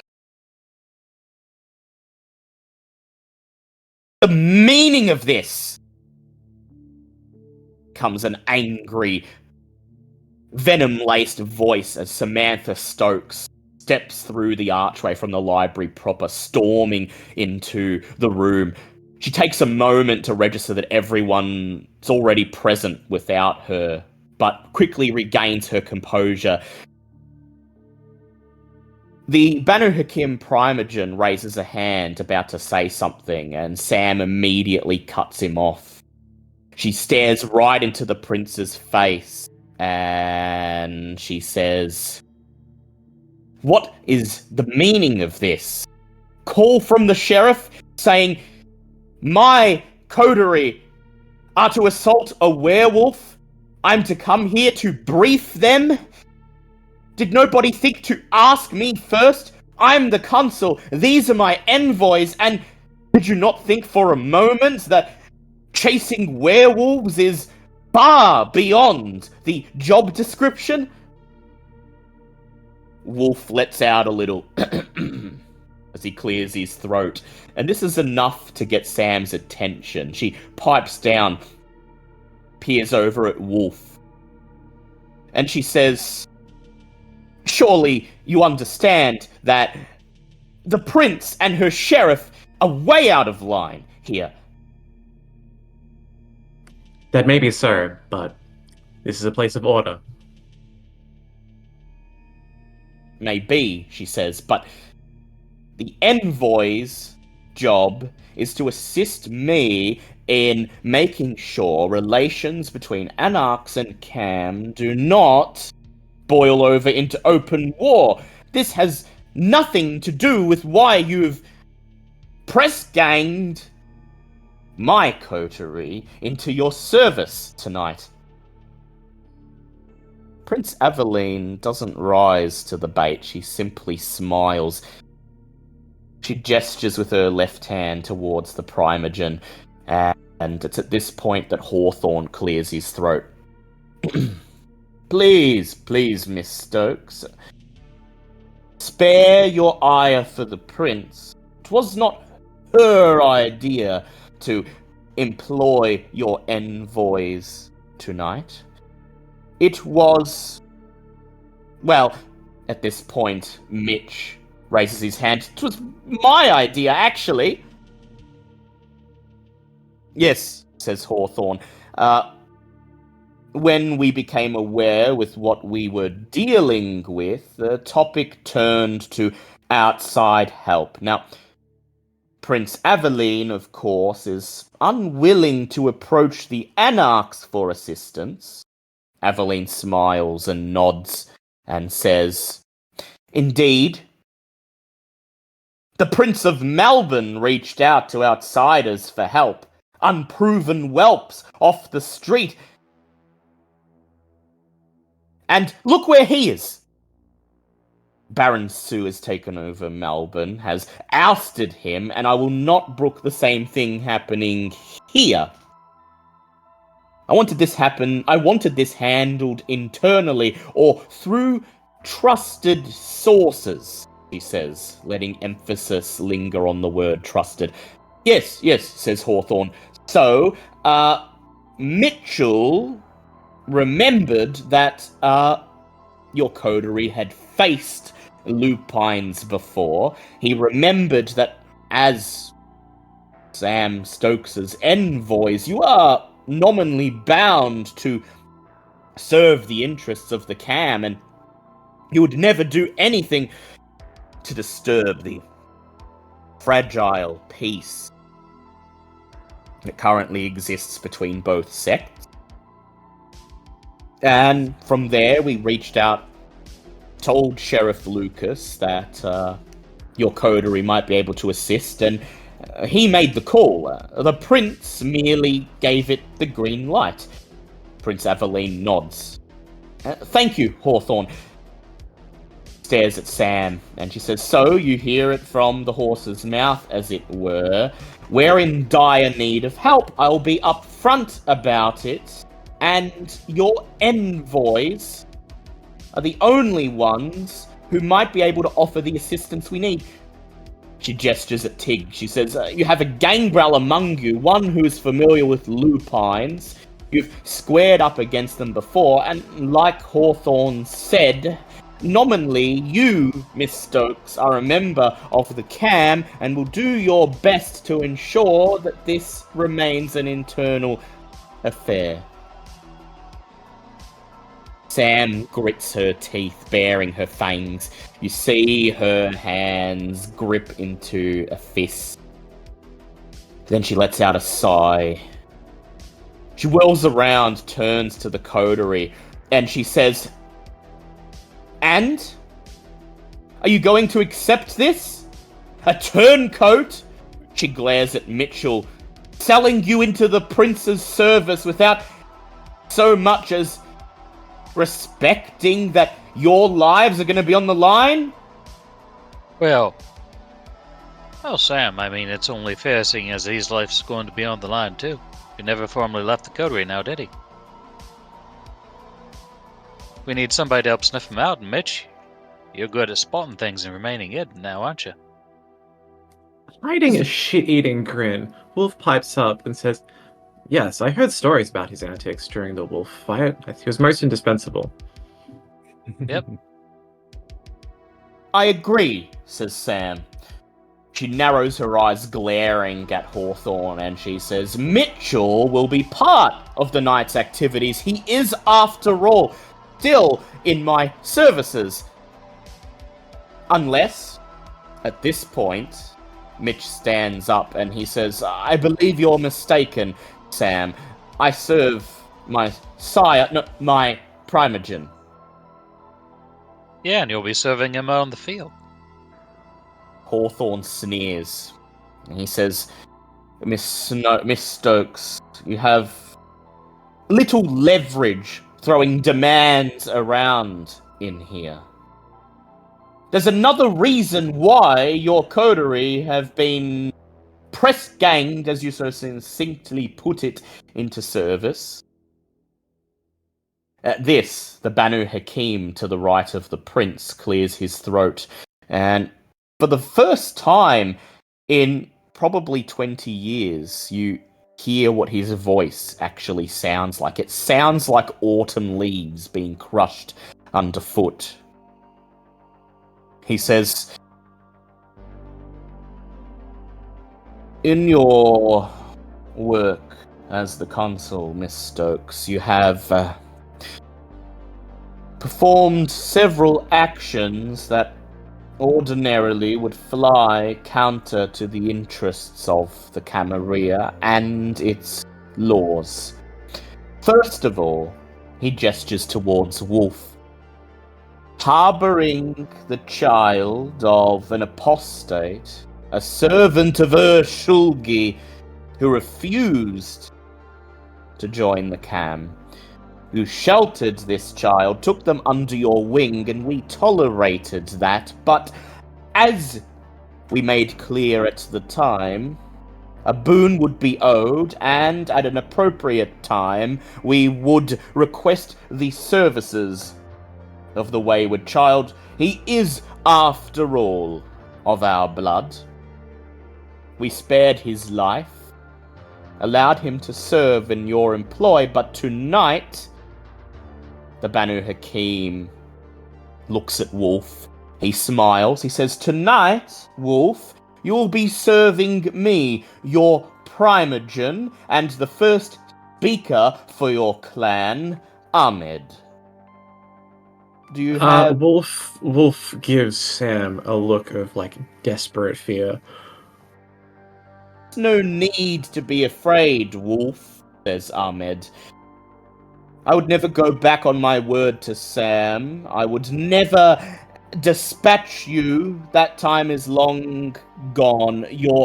The transgressions of your sire, decades behind us. But Sam agreed that in return for being allowed to train you, in return for us staying our hand and allowing you to exist, that we would be able to employ your services just once. The look of fear is replaced with something of a muted look of rage towards Sam. Sam, for her part, doesn't seem to reveal her own emotions. She just exchanges glances between you and Ahmed, her face pensive. Ahmed smiles, revealing long pointed teeth, and he says, "You never know, Wolf. If you impress us with your services, there may be possibility of reconciliation between us. You may be able, finally, to be welcomed into the clan as one of our blood. Wouldn't you like that?" So let me get this straight. This is what they would call a one-time gig. Indeed, he nods, smiling, appreciating. Well, we'll the see how the gig play. goes. There'll be the opportunity of further work in your terms, but you would no longer be bound to Samantha Stokes and her regime. You would have a clan of your own to fall back on, and do you not understand how much this means? Oh, I definitely understand. We should revisit this on a future night. Em gives you a quick glare, then she purses her lips, stares at Ahmed, and says, "Wolf has done perfectly fine without being in contact with his clan, and has been a valuable contributor both to my work as consul, but to preserving the Masquerade in general." "Of course," says Ahmed. "I would not mean to imply anything other. I was simply saying that perhaps it's about time that Wolf broadens his horizons, as it were. It's because of his contributions, in fact, that we're even willing to entertain the possibility of welcoming him as a full member of the clan. Besides," he says, "Wolf was only one matter, the other being the matter of a certain harpy. The Herald presently awaits in the archive room to be called in here for her audience after we are done here. She wishes to discuss with the prince the matter of one of her harpies who has been missing for quite some time." Prince Aveline at this smiles, and she looks at Sam, and she says, "A trifling matter.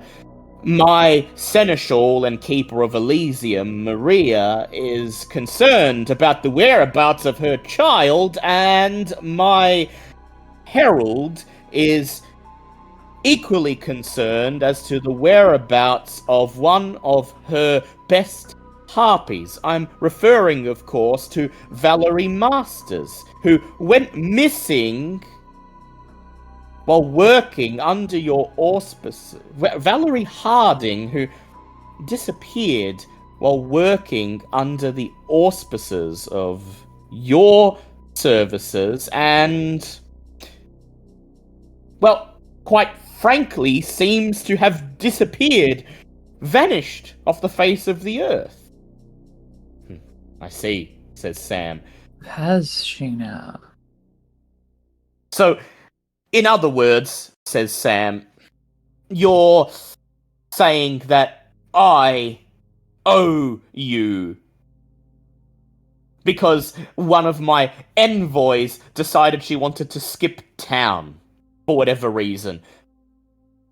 Skip town, perhaps, says Prince Aveline, or perhaps somebody made her disappear. Either way, go So ahead, that's going to Marion. be an insight check on Sam. I was under this the is impression going that she had just been reassigned. Is this something I should know? Says Sam. She was simply reassigned to interests outside of this domain, and the prince. It's an insight check. Yeah, bestial failure, the insight check. Failure. I'm not going to employ the bestial failure here, Tig. But you feel a Thank wrinkle of annoyance. Your beast in your gut sort of growl. Oh yeah, this is everything he's been And avoiding. All this politicking and one-upping, and yeah. as you become aware on some level that you're being fucked with, but not exactly sure how, the prince's tone, now cold as ice. Prince says, "There has been questions of your loyalty to the cause, Samantha Stokes, and demands that you and your envoys prove their loyalty. And tonight, Crisis just so happens to be as good as any other for that purpose. Refreshments!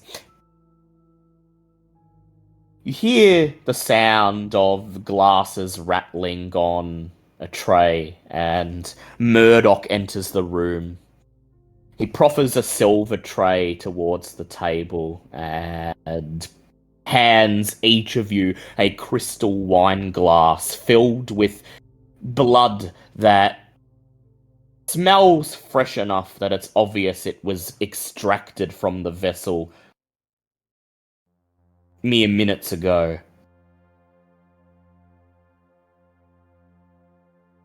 Marion's a little disappointed that her direct action tonight. But that's fine. She'll happily take a glass.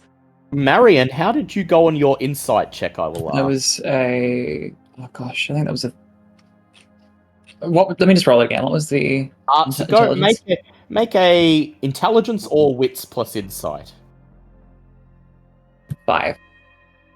As the prince levels her subtle accusation, or perhaps someone made her disappear, you see, for the briefest moment, a fraction of a second, Sam's lips twist. One of her fangs bared, her eyes flash red as she quickly composes herself. All right. All right. "Drink up," says the prince. Thank you. Tig starts to take a drink, realizes this is not his vintage. Just touches it to his lips, puts it back Yeah. down, and says, "All right, let's level, shall we? Can we talk? Just plain." As quickly as Marion raises her glass to do just like a cheers motion to the group, she shoots Sam a look. So, I'll get what's going on here, and this Actually, is... sorry, quickly, I might roll intimidation on that. Yeah, go ahead. Make me a charisma or manipulation plus intimidation. 4. 4. I'm It's gonna a subtle roll. one there.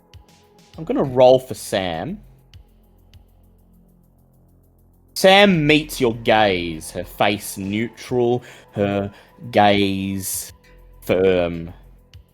And then she simply smiles and she says, "Please, please, the prince has offered you refreshments. Let us not take advantage of her hospitality."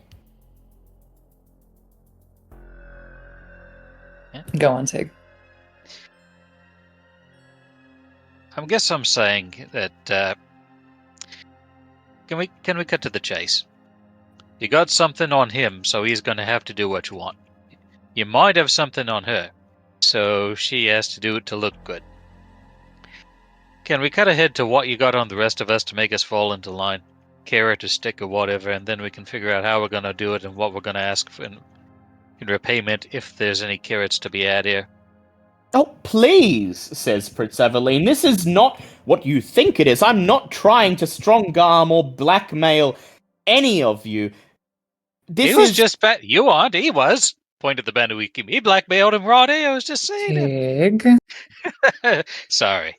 I'm Prince- getting touchy.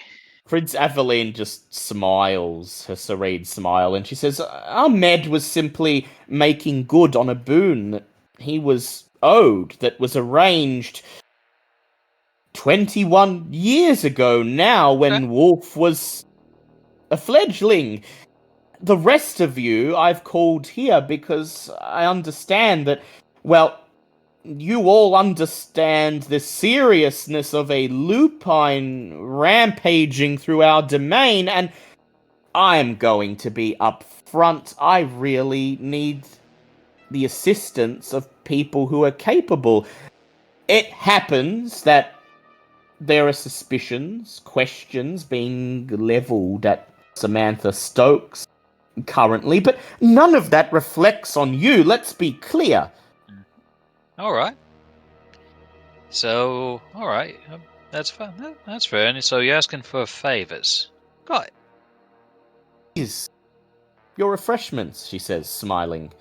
You'll find the vintage fresh, straight from the vessel, from my finest vessels, my own private reserve given to you as a peace offering to show that we're all in the same boat. We feast from we sup at the same table because we're dealing with the same situation, that the same threat to us all. And how does Marion find the blood? As you take a sip, you find it perhaps not as good as blood taken straight from the vein, but as far as blood in a glass goes, it's exquisite. Sweet, earthy tones, subtle hints of metallic rust and tang. It's obvious that whatever vessels the prince has have been carefully bred to produce the finest vitae. Oh, that is lovely. If I didn't know better, I'd say it was quite a nice Bordeaux. Anyone who partakes may reduce their hunger by 1. Wolf would like to, but he unfortunately cannot. It's a little too fresh to count as non-human, and I don't want the stain. The prince stares over at Tig and But Tig's Wolf. mustache has dyed red from where it brushed. You know, he did the What thing. clan is Prince Aveline? She's a Toreador. Marion then will comment, just wryly, if you didn't know better, you'd think my coterie were half Ventrue. With a smile towards the prince. Indeed, she smiles. She bats her eyelids looking at Tig and Wolf. And Cat, do you partake, by the way? I don't think I wouldn't get stained from this, presumably. Yes, Not then I at will. all. Not yet. Yeah. The first thing not you until you're a feel consensualist. as the Right, blood yeah. touches your lips, Cat, you flash back to what happened only a couple hours ago now. Mike's body held in your hand, struggling, vainly fighting against you as you drain his lifeblood. This doesn't taste quite like that. This tastes duller, flatter, but it's enough to cause your beast to purr. Remembering your first feed with relish, and deep inside you feel yourself reeling in disgust. You only barely manage to down the glass before you sit back and feel feel yourself retching as if you're about to vomit. And I'd like you, Kat, to go ahead and make a resolve plus composure roll for me. Because you do have the prey exclusion, non-consenting. It doesn't really apply yet, but there's an instinctual disgust as you drink this blood and realize that it probably came from someone who was being subjected to the whims of a monster. You said a composure Plus resolve. plus resolve. Okay.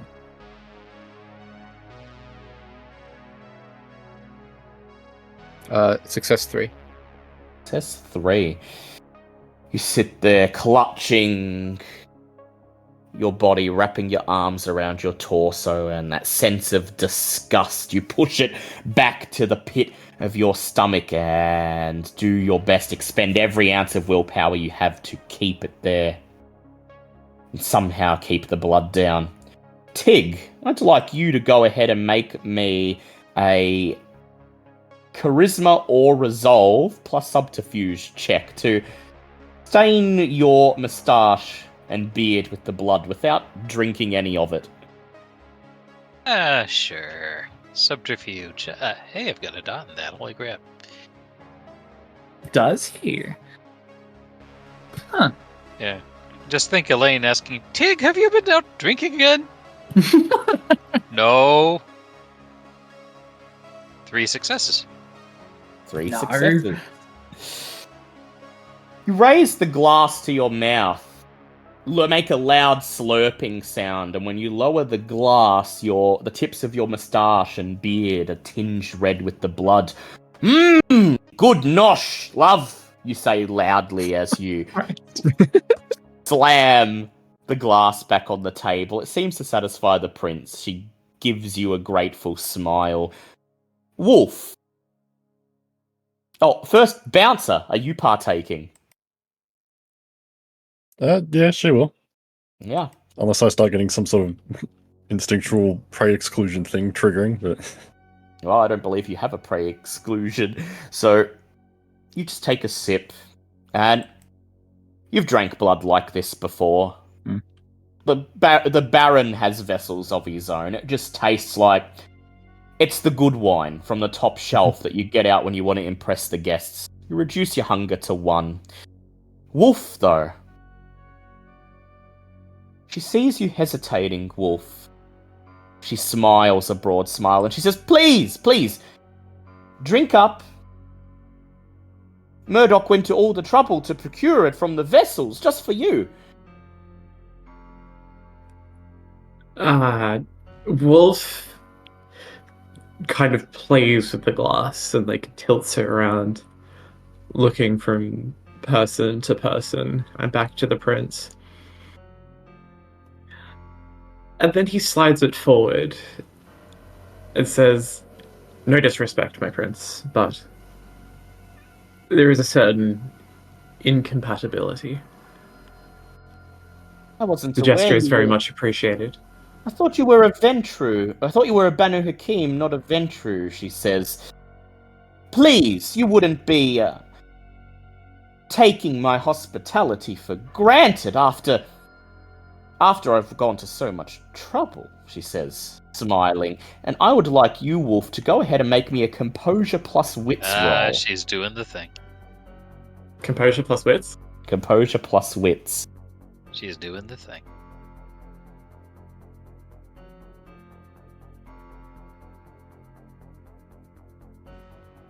Three successes. 3 successes. I'm going to roll for her. Would you like to willpower, Wolf? I can't. That's all the successes That's I think all. I can really muster. 5 successes, unfortunately. Yeah, I wasn't going to get that. She bats her eyelids and smiles, gestures towards the glass and says, Please, please. I understand that it's not your usual fare, but just this once. Make an exception in the interests of forging bonds and a working relationship and understanding that we're all in this together. Wolf gives Sam a look of like a very sad dog, and then takes a big old gulp. Gulp it down, and it's the most disgusting thing you've ever tasted, Wolf. If you weren't as disciplined as you are, you'd be like Cat, looking pale in the corner, looking like you're about to hurl. You register that sense of instinctual disgust and then subdue it. I won't give you a stain, but at this point, as the prince turns towards Ahmed and smiles and says, "Will it have taken?" And Ahmed nods and says, "The ritual was conducted according to my specifications. The potency of the vitae would have remained, even when placed within the glass, even though it's not fresh from the vein." "Good," says Prince Aveline, smiling. "Now, let's discuss business. All of you except Tig are now 1 point bloodbound to Prince Aveline." Oh. I see. And she just openly said in front of everyone, "Did it work?" Yeah. And he explained, "Yeah, the Mickey." Basically says, "Yeah, the Mickey. All this goes over Tig's head." Suddenly, all of you except for Wolf start to see the prince. You realize that for all the hot air of being a prince, that for all the hot air and authority she projects, really, she's just a toreador who's doing her best to keep order. And when she's talking about supping from the same table, dealing with things that threaten all of you, she seems genuine. You're quite convinced she doesn't have your best interests at heart, but you're very sure that she doesn't mean you harm. It's just an unfortunate situation. Sam has things she needs to answer for, and the prince has to make an example. Again, I apologize, since Prince Aveline. Do not think for a moment I called you here to blackmail you or strong-arm you. It's just that Samantha has some things to answer for, and unfortunately, being her agents, you're the ones that cop the flack, as it were. What role would be appropriate for Wolf attempting to have an outburst at the prince?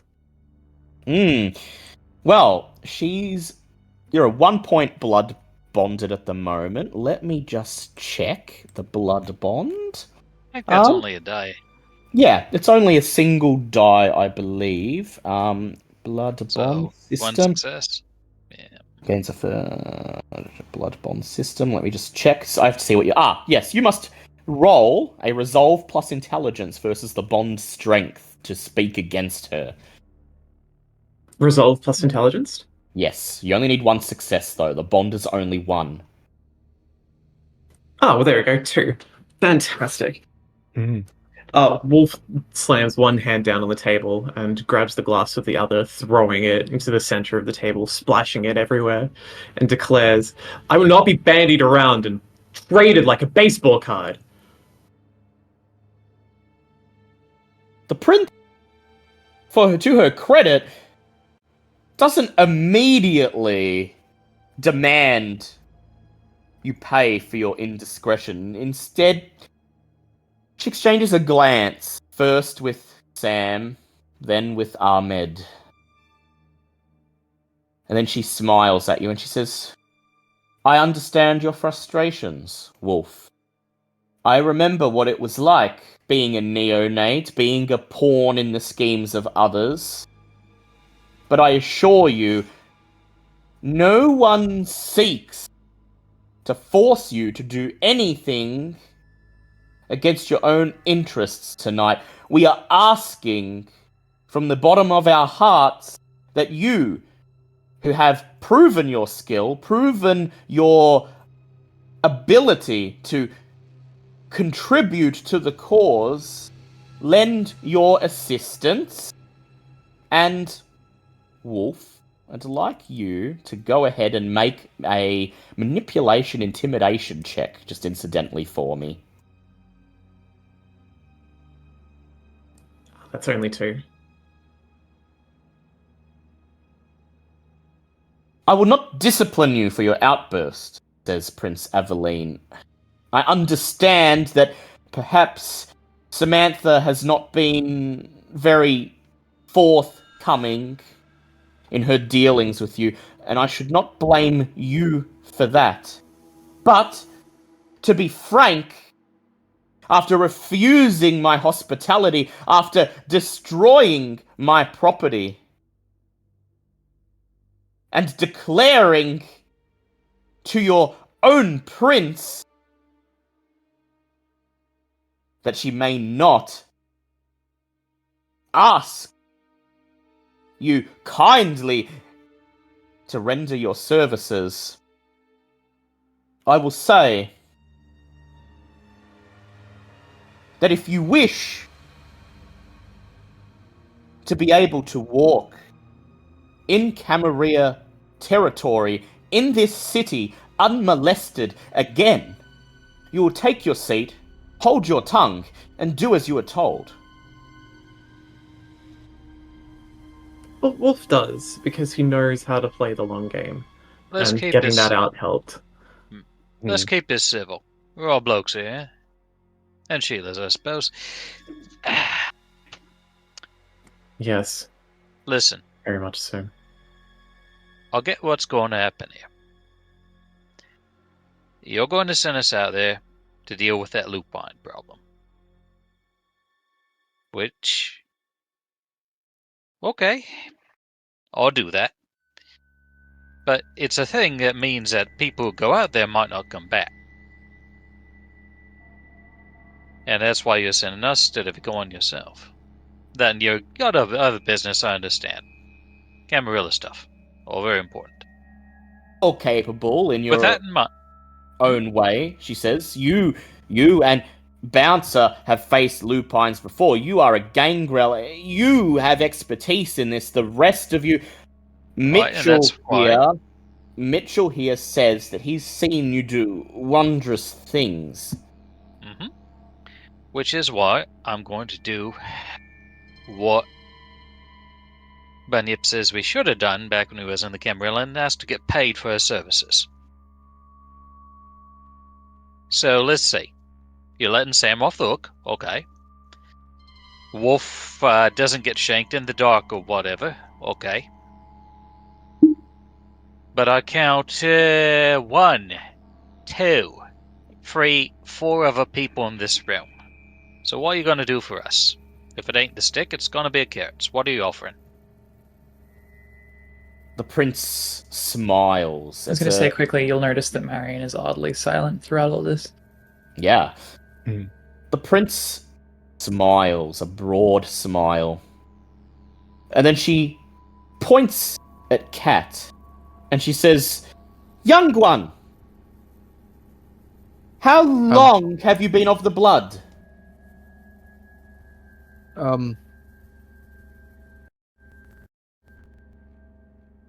You can answer honestly. Just today. Today, she says. She peers over at Sam and she says, "They were bringing her to you for..." I see. Who is your sire?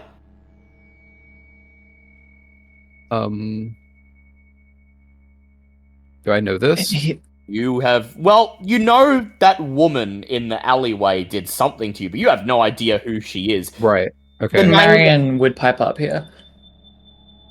Go ahead. Heretofore unaccounted for, I'm afraid. An unauthorized embrace by a sire unaccounted for. Young one, you are a breach of the Masquerade. Do you understand? Somewhat. If I may, I can assure you that the Masquerade was kept well intact.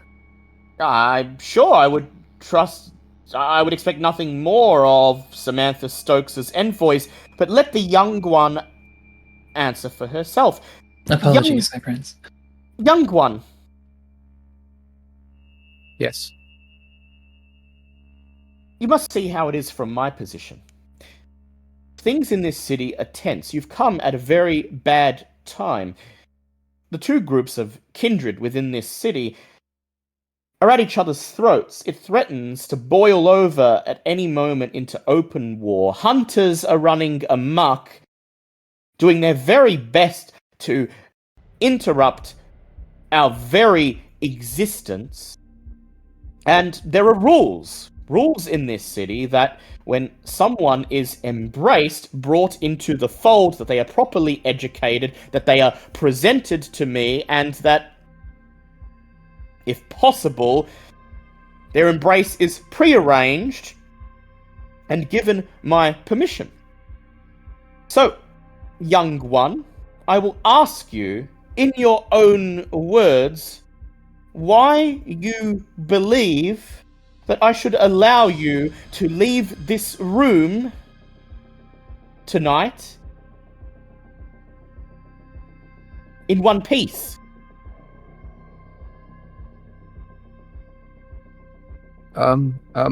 I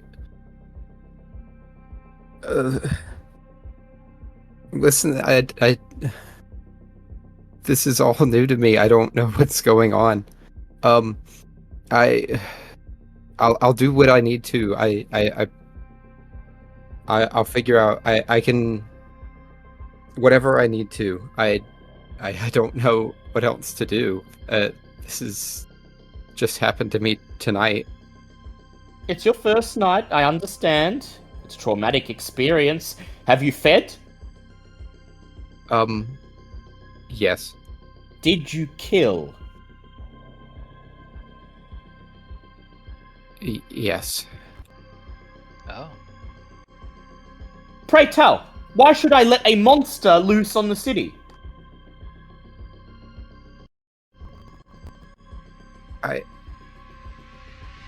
I'm not a monster. I don't know. You'll do what you can to prove it. You'll show that you're not a monster by removing an actual monster from this world? Yes, I'll do that. I'd like you, Kat, to go ahead, make me a charisma plus persuade or etiquette check, and add your presence as extra dice. Charisma.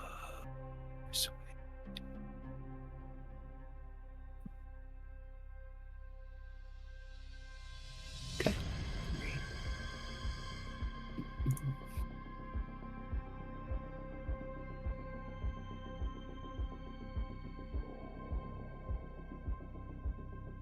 Success 2. Success 2. The prince smiles. Then she looks over at Tig, and she says, "There you have it, Mr. Duncern. That's what I shall do for you. The fledgling shall be That's why allowed to exist as she pleases."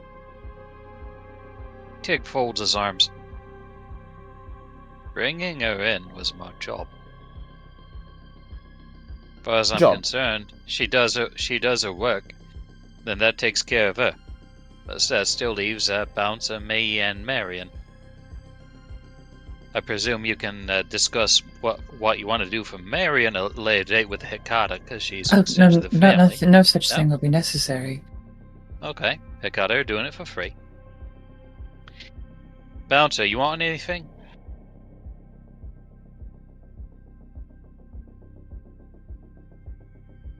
I mean, nothing comes to mind at the moment. You can always ask for a boon. That'd probably be preferable at the moment. Save her trying to figure out a way to screw you here. A minor boon for your coterie, says the prince. That's what I'm willing to offer. Let it be known I do need your help. I'm aware of that. You're aware of that. Let's cut to the chase. You want All right. a boon? I'll give you a boon. Minor boon for the coterie and one more for me, to do with as I please. Sound fair? She says, in addition, when this is done, the fledgling is not handed over to Samantha Stokes. This is the arrangement. She peers over at Sam. She says, instead, the fledgling becomes the responsibility of the coterie at large. I find that agreeable. Everyone else okay with it? Absolutely. Sam's holding her tongue. You see her in the background fidgeting. Finally, she just nods and she says, acceptable. They've already taken Flick. What's another one? Lovely, says the prince. Now, to business. The briefing, as it were. Please, allow me to summon more refreshments. We shall begin. She makes a hand gesture, and Murdoch lifts the silver tray. Empty wine glasses piled atop it, and leaves the room. As soon as Murdoch is out of the room, the prince's demeanour shifts.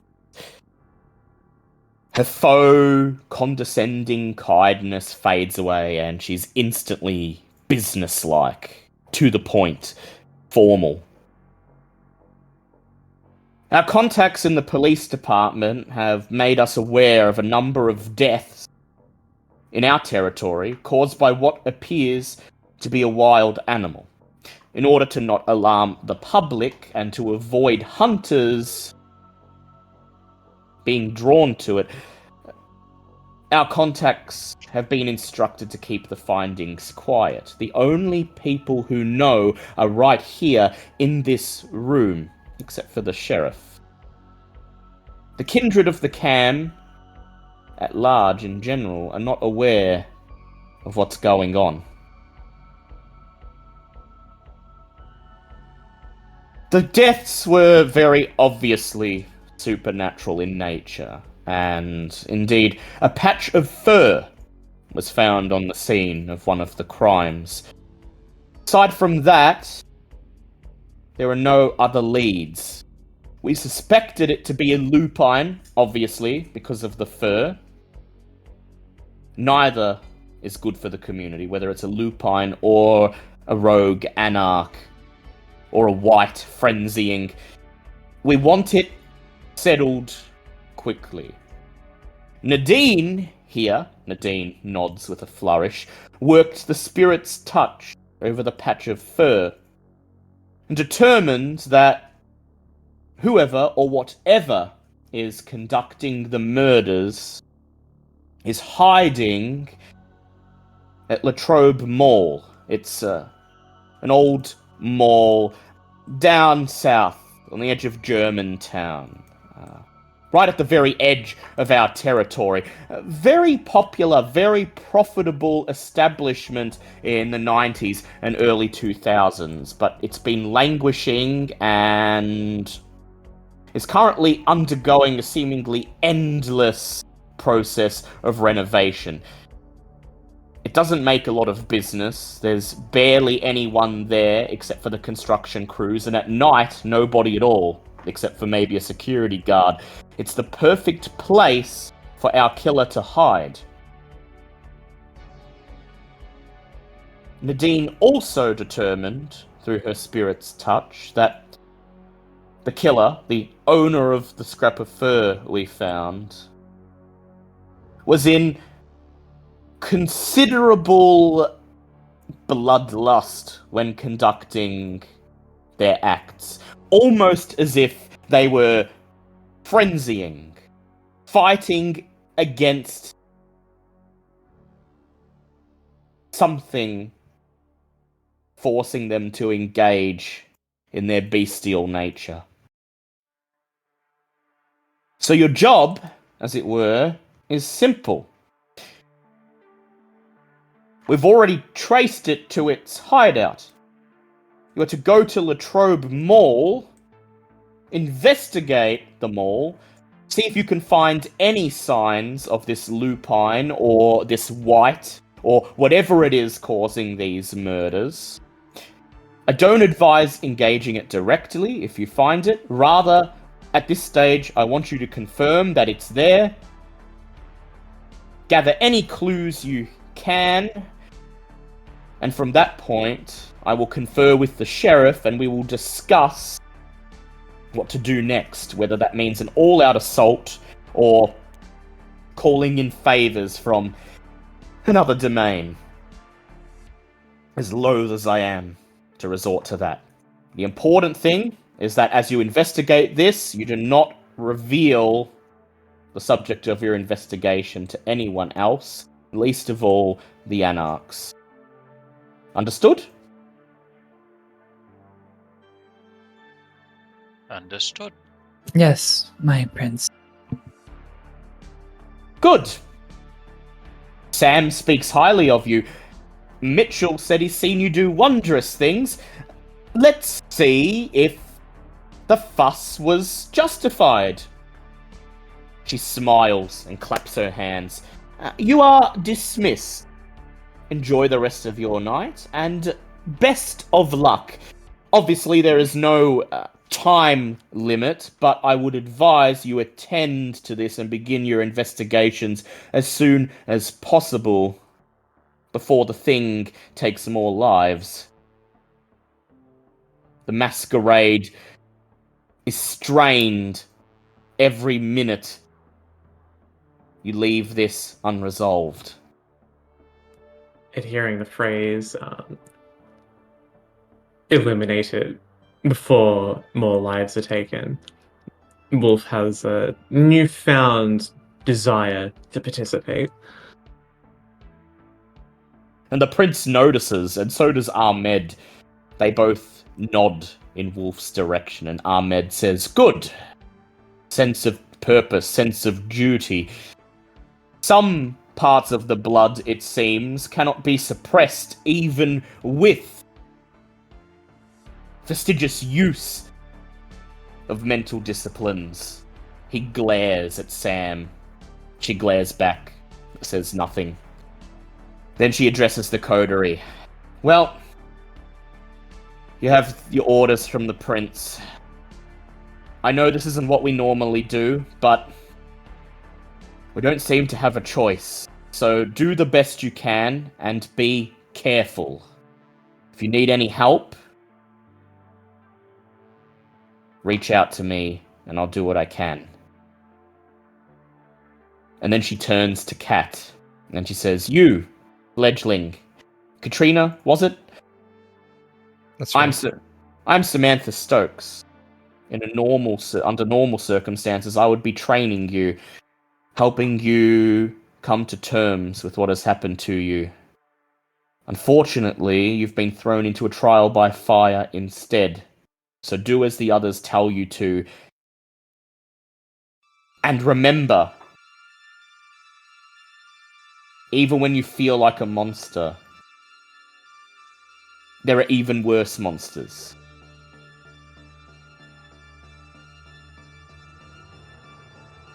Perhaps we'll meet again under better circumstances. Perhaps so. With that, you all bow at the prince, and she motions for you to leave. You're met by Murdoch the Ghoul as you emerge from the antechamber. He motions for you to follow him, and silently leads you back through the rows of old bookshelves and tomes, and a few minutes later you're emerging once more out of the library into the cold winter night. Murdoch nods, smiles, wishes you luck, and then descends back into the depths of the library, pulling the thick mahogany entrance doors shut behind him.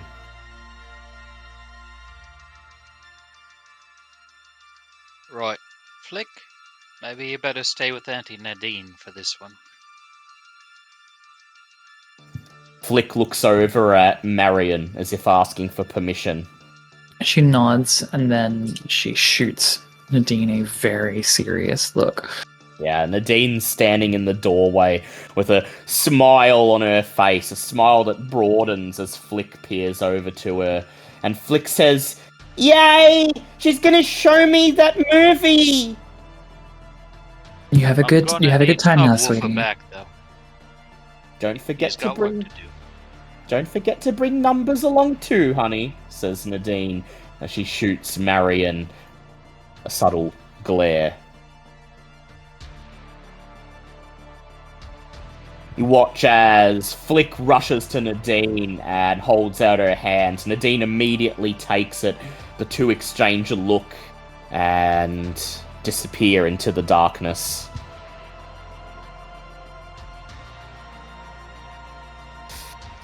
So, it's at this point, after you've left Elysium, that Bouncer finally fills the coterie in on what she learned from Lainey. Starting it off with, oh, well, this is hilarious. They're doing a favor for the Anarchs. They don't even know it. Oh, this is alright. Yeah. No, this works out. Takes a long look around. I mean, it's shit we'd have to deal with anyway. Only this way we're getting a couple of boons, and Wolf's getting off the shit list, and Sam's getting.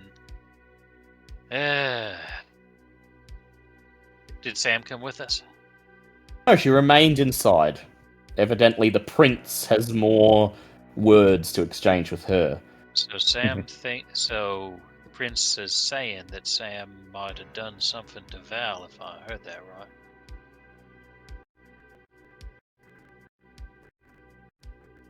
That Seems about to the be the size, implication. Yeah, that seems Looks to be the that way, implication. yes. So the prince is a lying shitbag, so I don't know if I should believe that. Hey, what's your tongue? Sorry, the prince is a lying cunt, so I don't know if I should believe that. But I, for one, intend to get to the bottom of this. Not now. Oh, yeah. I have more important things to do now, but this is becoming a bit personal. it is. Hmm. Cat, that lot back there, that was the Camarilla. It's kind of like a vampire gentleman's club. I see. An old-timey club, like they sit back and smoke cigars and brandy and talk about, how they're better than others. I have a suspicion that it wasn't brandy they were drinking. No, indeed, it was not. We'll introduce you to the other side of the lot at some point. You can see what you make of the Anarchs, but like Wolf said, we got other things to be doing tonight. We probably should get around to actually giving it a full vampire rundown, as it were. Yeah, but right now Moonlight's burning and we got a mall to check out. On our way, we really should try and educate her as best as we can. This is going to be Actually, tough, how much even with time a do very we have? well-trained group. Probably a good idea. But Tig, as you follow the rest of the coterie across the park ground, along the dirt path that winds from the front of the library to the car park, flanked by rows of neatly spaced oak trees, it occurs to you what Bouncer mentioned. The Tremere have been tasked with creating wards to assist the Anarchs in their lupine hunt. Christine's blood bank happens to be on the way to the Latrobe Mall. You have to pass through Thompson to get to Germantown. I could check in with Christine. She owes me solid. More or less. I mean, it's kind of muddled at this point. I forget. What do you think, Bouncer? Shall we do the thing that Maxine said not to do?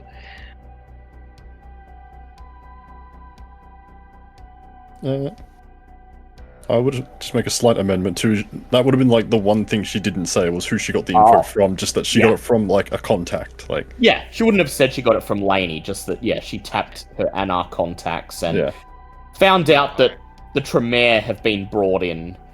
Well, I'm an Anarch. You're an Anarch. We're an Anarch hunting party. Let's go get that stuff for the Anarch hunting party. Yeah. Wolf, I wouldn't mind Marion. things that make it harder for wolves to hit us. Wolf, Marion, as Tig announces his intention to stop in and see the Tremere. Do you have any objections to this? Not particularly. No, I don't think Wolf would have any objections. And so, clamber into your vehicles, Bouncer once again taking her usual spot in the passenger seat of Tig's car, and the vehicles disperse into the night. As you're making your way to your destination, I presume you're probably giving Kat some of the info she needs, a little bit of a crash course in vampirism. Alright. Yeah. Tig's on loudspeaker and the phone on the dashboard of Marion's car. I think we should go round robin. Each one of us should talk about something, yeah?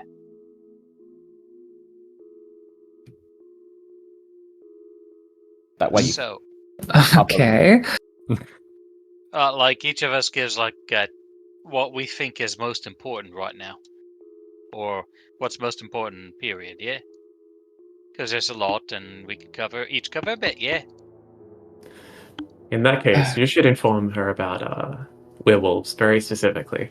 That is the most pressing topic. If we don't make it out tonight, the rest won't matter.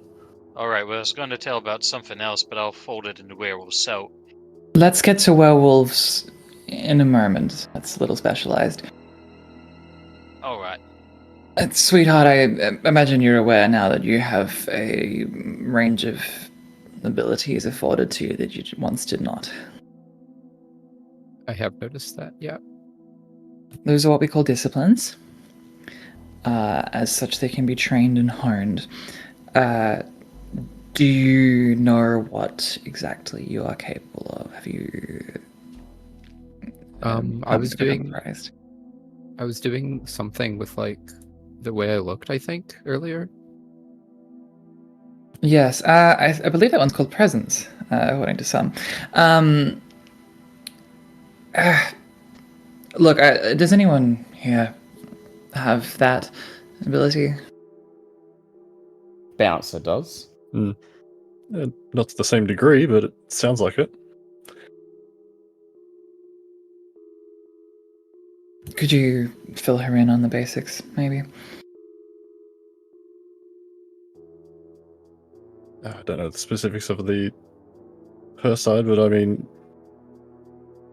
presence is basically the altering how you appear using the blood, I guess. Although I typically use it to make myself look more intimidating, but you can use it to make yourself look, I guess, more attractive or the center of attention. I see. As I understand it, its impact can be a little more ethereal than just appearance, but yes. I believe you may have used something called obfuscate there as well when you did your little vanishing act. Oh, when I was hiding? Mm-hmm, that's right. You can do that on command, by the way. I imagine that would have been quite instinctual. Oh, I see. You might actually want to try that now. Let's all give her a moment. Turn away, the rest of you peering out the car windows, watching Dunedin Road roll by.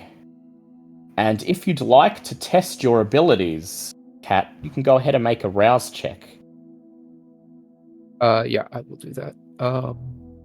That's the roll the 1, right? Yep, roll the 1, and if it's a fail, you get hungrier.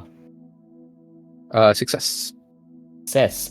Hold your hands out in front of you, and You think back to the O'Tolly's restaurant, crouching in the corner, pressing against the wall, and desperately wishing to fade away. You feel the beast in the back of your head purr. Yes, you're learning. You're learning. These gifts and many more I grant to you. As long as Can't you say a give me thing. what I want. And then, before your eyes, Cat, your hands seem to fade. They grow transparent and disappear. Marion, see a thing. you peer Is through she the gone? rearview mirror Mhm. and see the spot in the back seat vacant.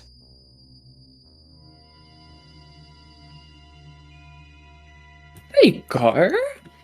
That's good.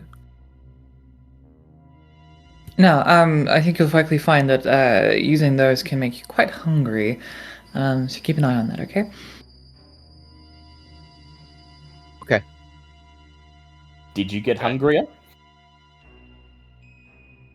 Well, no, You succeeded, so no. You Yeah, I succeed. succeeded, You so no. say that hunger won, yeah. The beast demands, though. We work for each other. I give you these gifts, and you give me blood. But that's for later. Next Right. topic on the agenda. Who's next?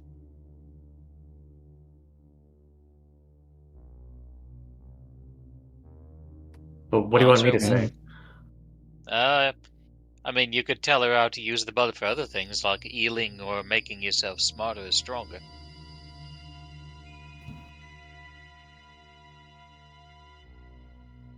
I mean, I suppose I could. Is that really pressing? Right. Yeah, fair enough. All right, She's going so up against the fracking lupine. I should say that might help. no, that is a good point. Just frustrating. Oh no. Well, as you've instinctively discovered, you can use your blood to perform feats that you wouldn't otherwise be able to. Strange things that mortals are not able to. At this moment, I have to assume you're still here. You can use your blood for other things as well. If you find yourself in a pinch, you can will it to make yourself stronger or faster or smarter. It does make you hungrier, but you can get an edge by burning it in such a way. Very good point. Yes, you'll have to focus Mm. on that one there. That one's not so easy. It takes time. And if she does get hungrier and needs to feed Wolf, perhaps Wolf would like to impress upon her the importance of cleaning up after herself. That is a very good point. I should have thought of that. Now You're look, slipping, Wolf. speaking of spending all this blood, you are going to get hungry and you're going to need to eat. Somebody say As you Steppenwolf, I didn't hear. as you've probably noticed, it's a little bit hard to stop once you start. It's vital that you do. Because if you do, you have something to clean up. And something to regret. That depends. But I think in your case, yes, it will lead to regret, and regret leads to worse things. We don't need to go over that at this moment, but the important thing is to remember that you will get hungry, you will need to feed, and you need to be focused so that you don't go overboard. Okay. The masquerade is the most important thing. Nobody can ever know that you're real. Nobody can ever know that you drink from them. And we don't want any deaths. Mike's lifeless, limp body held in your arms flashes into your mind's eye. Cat. No more deaths.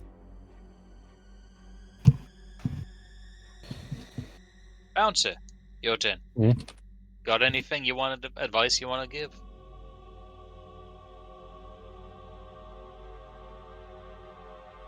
Hmm.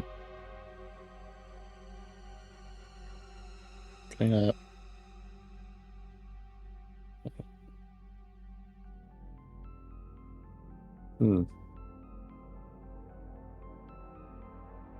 I suppose not use if you have any that disciplines that are a bit flashier than just presence, not using them in front of mortals. Makes sense. Because that is also what is known as a masquerade. That is also part of what is a masquerade breach, and Yeah, the prince kept mentioning that about me. Yeah, politically, that's going to be very important that you do this as well. For Cam So they don't Anad, really throw around phrases like that in Elysium just because they're nice to say. They've got their eyes on you now. They know that you are a masquerade breach. So slipping I up is going to see. be a little bit worse than if I slip up or if another neonate slips up. This, incidentally, is why we suggested you say you're Anarch, because that way you're not as bound to their rules. I see. But that's not what I was going to talk about. Anything else you want to say about it?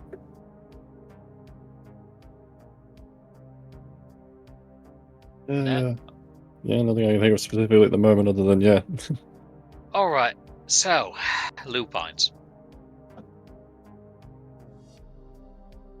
So, about the small ones, about 600 pounds, about 400 kilos, about 3 meters tall. All of it is muscle and or fur.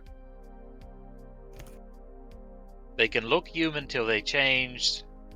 Bunyip says they can turn into wolves. I don't know about that. Never saw one that was just a wolf. half wolf though. Half wolf, yeah. When they say so, I've never actually killed one. What happens is, see, they tend to live in the parts we don't bother with. Most kindred are city types, right? Because that's where the people is. And that's what most of us eat. Most of us, not all of us. And so most of us live in the city, and the werewolves don't like the city. And we don't tend to cross paths till something goes wrong. But they've got their turf on the outskirts, and my bloodline does a lot on the outskirts.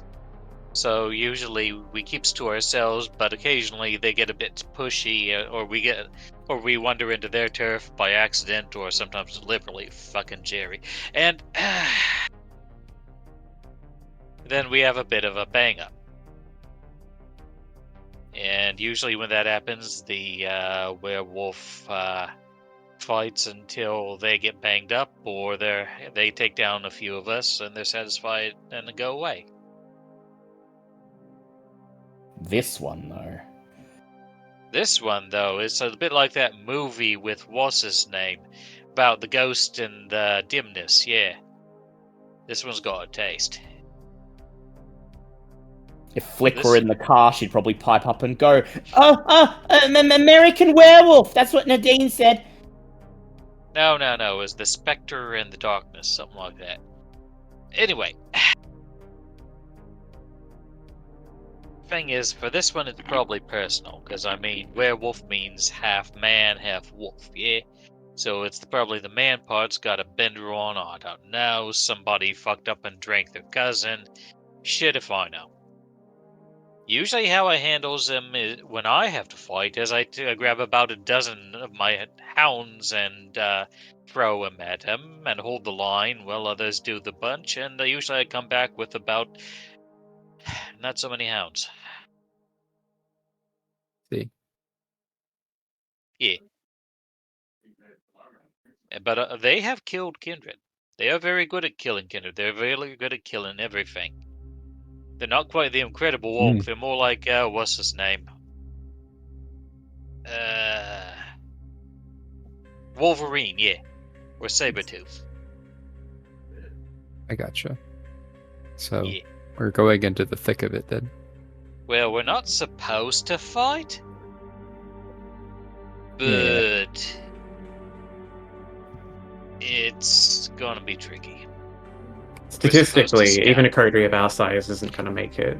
So we're going to have to be close and careful. And Very, Well, we very, got some very conservative. advantages. Mm.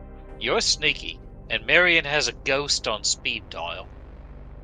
And Wolf, you got that sneaky too, right? You could call it that. A ghost Yeah. that she left at the rant, by the way, which Yes. which would be happening now, so you're not going to get any information until next session. But I did remember you did it. She'll be calling Atticus at the last moment. Yes. And Bouncer is smart enough to stay back and be cavalry. I don't know, are you really good at sneaking, like, non-discipline wise? It is. I can. It's not my specialty. Alright. I have 3 dots. So, I'm thinking I got some Enough amazing animal at it. stuff. Well, I can ask animals near the mall if they've seen this thing. And I've actually got a few tricks on tracking them. So I can tell if where their territory starts. And maybe figure out where we can get a vantage point where they can't see us. Is what I'm thinking. I can confirm they do hit like a truck covered in razor blades. Yeah. Yeah. So, the cars rocket down Dunedin Road, over Barwon River, and into the sleepy southern suburbs of G-Town. And before long, Tig's ute shudders and comes to a halt in the car park just outside the blood bank on the corner of the strip mall in the suburb of Thompson. The lights are on in the blood bank, indicating that it's open, and Christine should be there. Alright, Bouncer. Shall we go have a talk with her? Sounds like a plan. Alright. You enter the blood bank, and as you step into the brightly lit waiting room, you find it almost empty. There's a single orderly in a green coat behind the reception desk, loudly whistling as he bobs his head to the music pumping through his earplugs. As he sees you enter, he immediately straightens up, nearly toppling out of his chair, and he says, "Oh, no more donations tonight. Pickups and drop-offs only. He looks you up and down and smiles. Mr. Duncern. Right. Right. Christine's in her office in the back. Excellent. Thanks, mate. Come along then, He Bouncer. goes back to bobbing his head, humming, as you step past him, and you enter the pathologist's office. The first thing you see is Christine hunched over the desk, her white lab coat covered in various different coloured stains, black, blue, green, red, what looks like bird feathers sticking out of her shoulders and her sleeves and her hair. She's not the one who notices you enter. Indeed, as you push open the door and step into her office, a familiar face greets you. Carl Cryer. Formerly the ghoul of Nadine Brandt, now Christine's. He smiles broadly, his silver hair seeming to glow vibrantly in the harsh, fluorescent light of the office. Mr. Duncern! And Bouncer, was it? Oi! Yes. It's Christopher. Yeah, good to see you, mate. Carl, he says, holding out his hand. Carl Cryer. Oh, yeah. Oh, Yes. right. The psychiatrist, you remember? Oh, yeah. Okay, now I do. I've been very busy since you helped me. I've been working with Christine, and at this point, Christine whirls around. She flicks a lock of dirty blonde hair out of her face and smiles. Mr. Duncern, Bouncer, she nods. Mr. Cryer has been helping me with various things, imparting his knowledge to the Chantry. Remember he was working with Nadine and her sire in reversing the effects of domination. Well, it turns out that has applications when it comes to certain forms of blood magic too. Oh, well, that sounds useful. How, speaking of magic, we're to pick up the stuff. She I'm smiles. glad it's working out for you. She smiles. I had a feeling you would show up. They asked me to provide them with wards. Now, normally the Chantry would not extend themselves for Anarch business. I say Chantry. At this point, it is it's myself and 4 others. That is the Chantry, as it were, in this town, at least as of late. Oof. Over in Melbourne, they've had a reshuffling. The regent, the very traditionalist regent, was kicked out. They have this new guy who had Anarch sympathies, House Goratrix, as it were. Don't you mind, Tremere thing, you wouldn't know. Well, they've sent an envoy up to G-Town. A neonate. Name started with D. Daryl or Daniel or Derek. Derek, that's it. Well, there's been talk of uniting the 2 Chantries, and well, what's left here in this domain is a skeleton crew just to keep the lights on, as it were. So, I've only had time to make 1 ward, and I wasn't going to hand it over to anyone except you, Mr. Duncern. I had a feeling that you would get involved. I saw it in the ether, as it were. And we have an arrangement, do we not? You rescued Carl from Nadine. And, well, now we're even, she says, as she steps aside and reveals what she's working on the desk. And it's a necklace. What's attached to the necklace chain is what looks like a piece of carved, yellowed bone. You recognize it, Tig, as an animal bone. A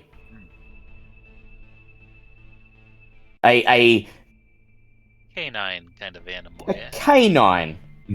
A canine, indeed. You're not sure if it's, you're not sure what bone it is. It could be part of the rib cage, could be a joint from one of the legs, could be a pelvis, but you have a feeling, just by looking at it, the sleek, angular shape of it, that it was taken from a canine, and bright red runes are engraved into it. The colour of blood, but when you rub your thumb over the surface of the bone, you find that you don't smudge the runes. They're baked into the calcium itself. Oh, this definitely looks witchy. How do I use it? Just be wearing it. Have it on your person. And if a lupine so much as touches you, it will be in for a very big shock. She smiles mischievously as she lets the word shock linger in the air. I did some extra things to it as well, she says. Nominally, I was tasked with creating a lupine ward, but, well, there's something weird going on. Some of the rituals we've been doing, the blood isn't working as it's supposed to. There's something in the air. It's been building over the last few months. Something's not quite right in this city, and so... Yeah, I've been feeling it too. You have too. So I added something to the ward, she says.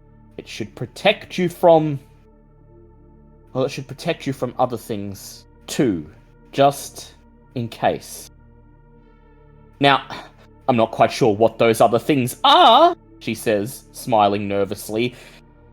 But I've seen them. Seen them in my premonitions. I've felt them in my day sleep. I've sensed them. Something is there waiting, bubbling beneath the surface, and whatever it is, I wove protection against that Alright. into the blood. Does it work for other people too? Like if I give it to somebody, does it work for them? Whoever wears it, it'll work for, but Alright. like I said, barely any chantry left now. Only had time to make one of them. We'll put it to good use. Thanks a lot, Christine. She smiles. She says, now, I've got some blood samples to collate, analyze, and get back to the chantry. You will encounter a lupine tonight, of that much I'm certain. And, if you play your cards right, you'll get through it unharmed. So, be careful, Well, please. that doesn't sound like most lupines are, man. You've been a good ally, Mr. Duncern, and I would hate for you to become dog food. And I think we are in agreement. Again, thanks. He offers a handshake. She quickly Straight shakes up. your hand and then sighs and turns around, busying herself once again with the pile of components, vials of blood and feathers and herb cuttings on her desk. And as you turn to leave the office, you find Carl Cryer staring intently, not just at you, Bouncer, not just at you, Tig, but at Bouncer as well, his face furrowed in concentration. You know, as I have worked for Christine, I need you to know she has not overworked me, not like Nadine. It has been a much smoother process, yeah? But I have kept up with my studies, and I noticed last time we met there was something in your face. And it is still there. Still in... I'm going to come straight out and say it, he says. You are being dominated. You have been dominated for a long time, and you're not aware of it. And if you want, I can help you break through.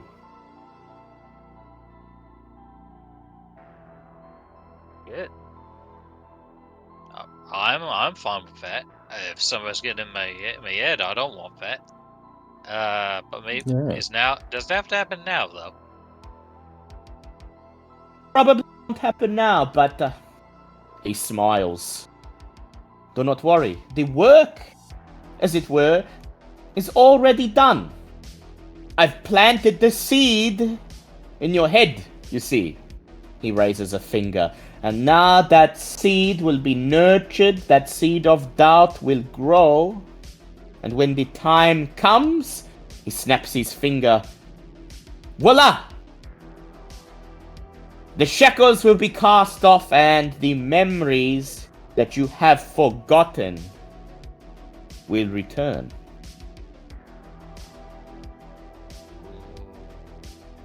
May they be memories that bring you clarity and context. They will not be pleasant. I will tell you that now. They will not be pleasant, but I think you would want to know, yeah? I mean, yeah. That is my thanks to you for rescuing me from a master who would not care if she worked me to the bone. Now we are even. The seed of doubt is planted, and with time it will grow. He smiles. Now, go. Carry out your existence and simply wait.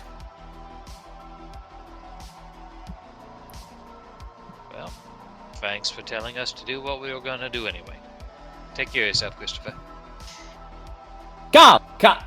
Never mind, he says. Just remember, when it all comes out, remember it was Carl Cryer who made it possible, yeah? will do my best. With that, you step out of the office, leaving Christine and Carl to their work.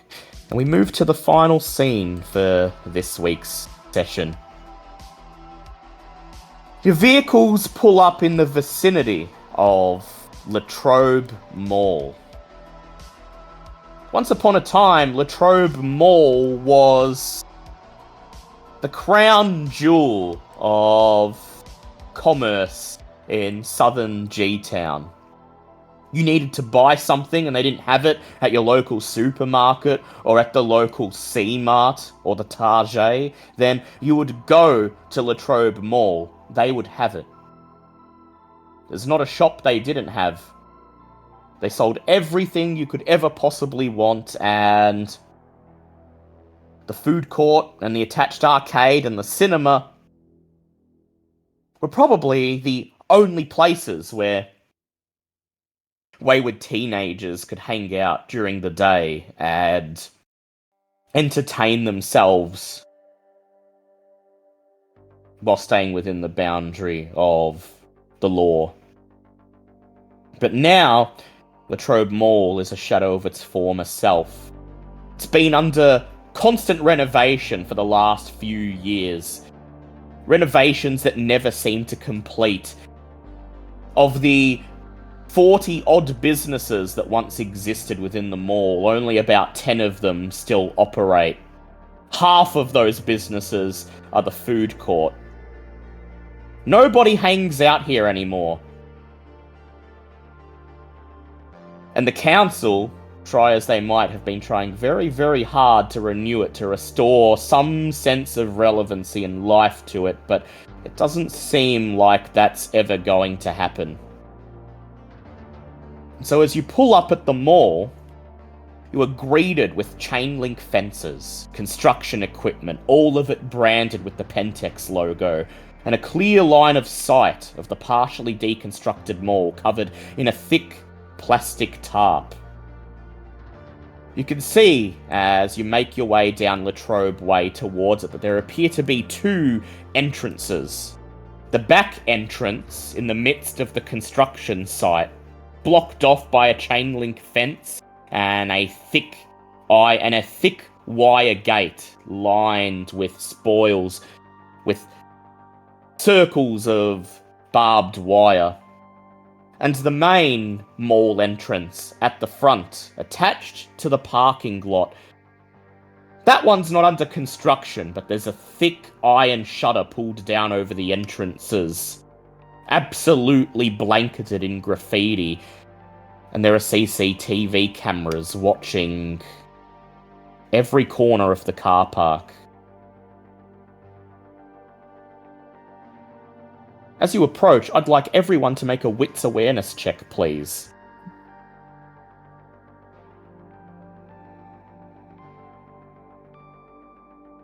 It's 2 from Wolf. 2 from Wolf.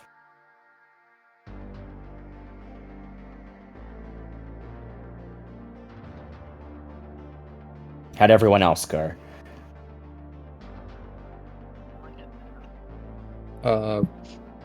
Sorry, what was the roll?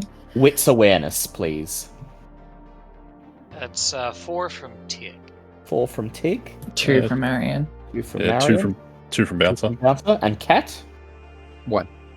1.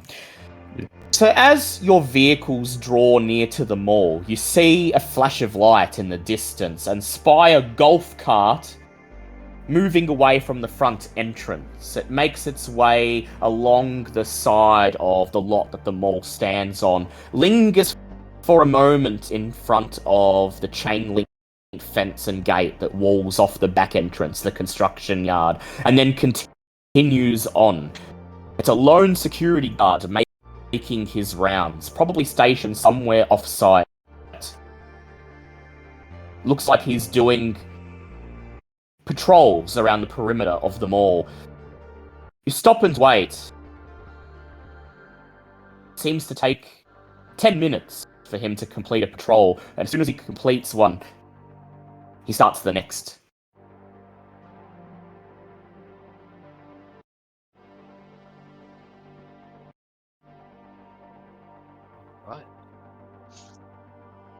and security guard. How do we want to deal with it?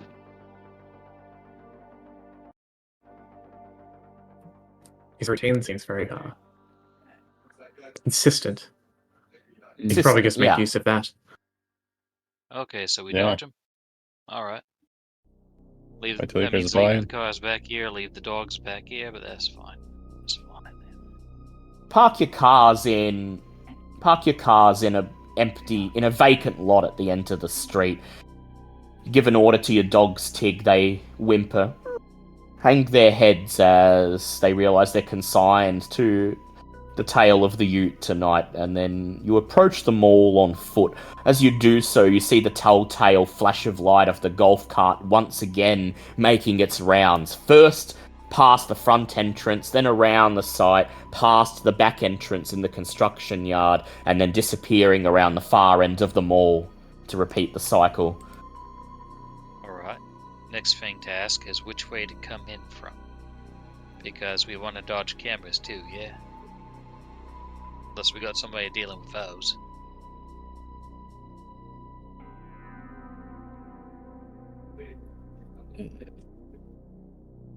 Wolf, you're the one who's usually good at dealing with these things. Would the main control for it be on the premises, or would it be off premises? That's a good question. I Make guess Wolf will have to roll for that. Make an intelligence technology roll for me, Wolf. 3. 3 successes. So it seems pretty clear as you all stroll towards the mall. I'll say with the number of successes you got on the wits awareness roll before, seems like the CCTV cameras are only operating in the car park and the front entrance. The back half of the mall, the partially deconstructed half that's a construction site, there's only one CCTV camera, clumsily affixed to the chain link fence, watching the single gate that grants access to the construction site. The ones in the car park, Wolf, those ones look like they're more permanent fixtures attached to the street lights. It's obvious to you that they're probably uploading their feed to somewhere off-site, probably the same place that the security guard will retire to once he's done with his rounds. But the CCTV camera that's attached to the gate in front of the back entrance, that one doesn't seem so permanent. It's attached to the gate using a combination of cable ties and duct tape, and it looks like the type of camera you could buy for $50 at a hardware store. It's probably just recording whatever it sees onto an SD card inside. Wolf's gonna relay this on. Less to actually protect the construction site and more just to serve as a deterrent to anyone who might try to break in. Yeah, For Wolf the passes all record- this on. Okay. So you think we can like go up there and grab it or something? I mean, if a course of entry is through the rear, then we should be able to find the footage and destroy it without having to do anything else. Alright. Now, Cat. Don't be Yes. afraid to speak up if you got an idea, if you think we're missing something, or if you got a question. Because you're out here with us when you're putting your life on the line. You know, Okay, we'll do. You're the experts, though. we're a team, is what I'm trying to say. I mean, I'm not an expert in cameras, but Wolf was in this one anyway. So you see how it works. Mhm. So I know. So you're going to use the back entrance? Seems like the most logical course of action. Yeah, Yeah. but here's the thing. Mm. This person's squatting in there, right? So they probably use this one too. Let me see if there's any critters around. And I'll go for rats or mice. Meanwhile, Something small. if Wolf would like to take that camera down, you can make a Dex plus athletics roll if you like. Oh, sure. That's a good one, actually. What celerity powers do you have? Rapid reflexes, rush, jump, and blink. I'll let you add a dot of celerity for your rapid reflexes. Meanwhile, I will ask Tig to go ahead and do Feral Whispers for me. 3 successes, and I do not get hungrier. 3 successes. That's 4 from Wolf as well. So Tig kneels in the ditch on the side of the road in front of the chain link fence and begins to squeak, chip, chip, chip, chip, chip, chip, chip, chip, chip, as Wolf approaches the chain link gate, spooled along the top with barbed wire. Cat, you watch as Wolf calmly steps forwards and then in a blur sticks his fingers into the gaps in the chain link fence and almost like a spider quickly scales it. He scales this wall, this fence that's at least 2 meters tall in a fraction of a second, deftly reaches past the barbed wire, wraps his hands around the CCTV camera and wrenches it loose from its cradle on the little pole above the gate. All the while avoiding so much as scratching his clothing against the barbed wire. Having secured the camera, Wolf, you drop down off the fence. Your feet thud onto the ground. Take a moment to brush the dust off your clothes and then examine the camera. It's recording, the LED is on, but you flip it around and see a little slot labelled SD. You press the button and out pops an SD card, and as it does so, the LED on the camera turns bright red, indicating it's no longer recording. It has nothing to back up the recording onto. Mission accomplished. So, Tig, after a few moments of making animal noises, you hear rustling in the grass behind you. You whirl around and you don't see rats. You presume the constant construction would have driven them away. Instead, a mangy-looking stray cat with disheveled grey fur and whiskers that are at least twice the length they should be, slowly emerges from the darkness, its eyes glowing green. It opens its mouth.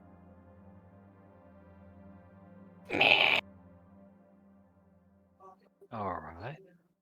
Work with what I got. Pull out a couple of dog snacks and slide them over. Alright, you seen anyone come in or leave from that entrance anytime soon? Tonight, like? The cat approaches. As it does so, you notice you can see the shape of its rib bones under its emaciated fur.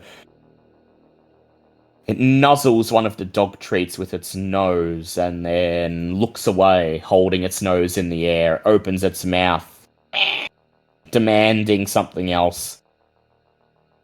Cheeky? Needs meat, yellow. Okay. I dig in my pockets.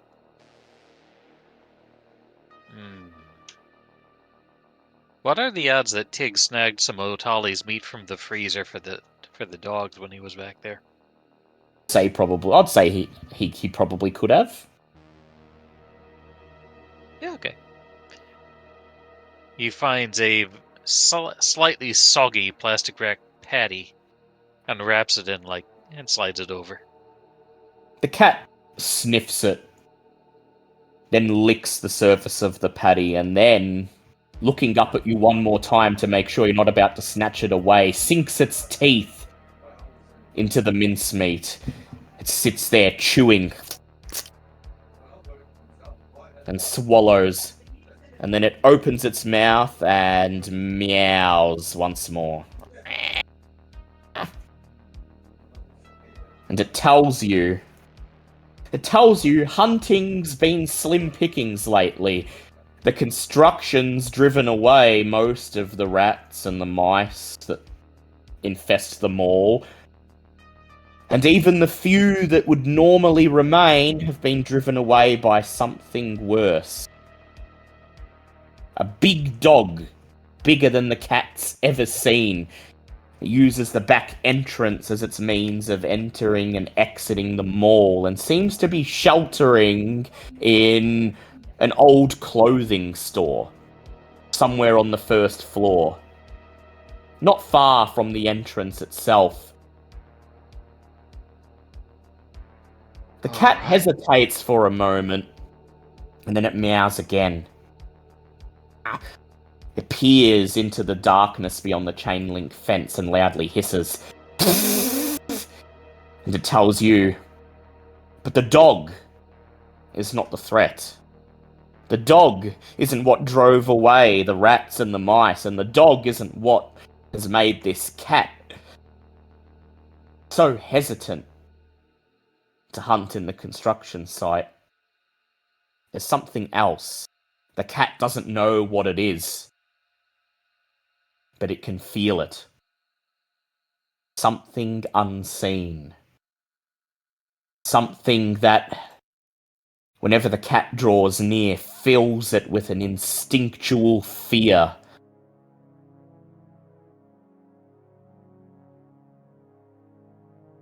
And the cat tells you that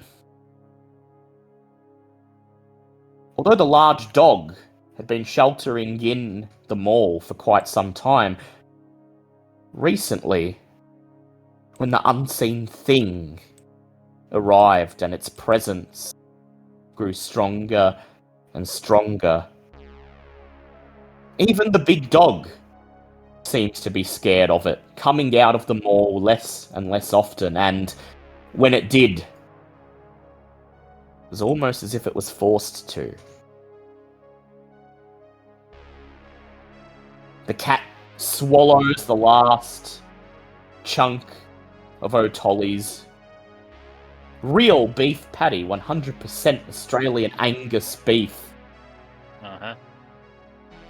And then tilts its head, looking at you, its eyes still glimmering, as if waiting to see if there's anything more it can do for you.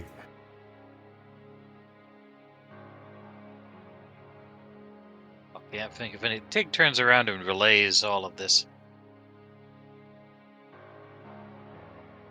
So there's something in there. Yeah, there's a wolf, but there's something else. The cat meows one more time. And this time, what it says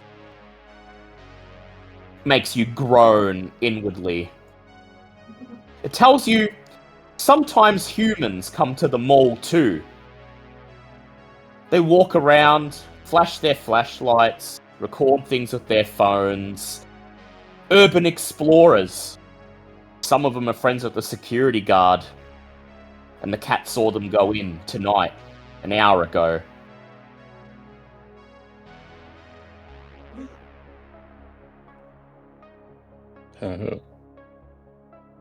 This complicates things. Approach them for food, but as soon as they stepped onto the mall's grounds, the cat felt that overwhelming fear. It turned and ran, and it's been hiding ever since.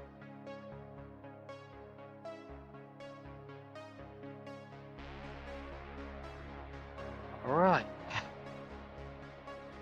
So the game just got changed, is what I'm thinking. Sounds to me like we gotta get them urban explorers out of there. We got to. I get the feeling we ought to try to talk to the lupine. Is that wise? I've never heard of that being successfully done, but they can't be. I don't know.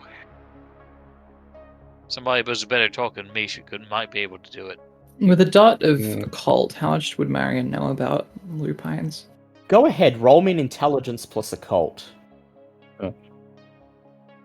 Anyone who's got a cult can do it. 3 successes. Nope. I mean, they're at least still part human or something, aren't they? I have a Should lot they- of occult. Yeah, you can go ahead and roll it too, Kat. Actually, Just bear in mind that Occult she's plus what? it's mostly mortal stuff for now, but yeah. Yeah. She had a there is clue there. something you get.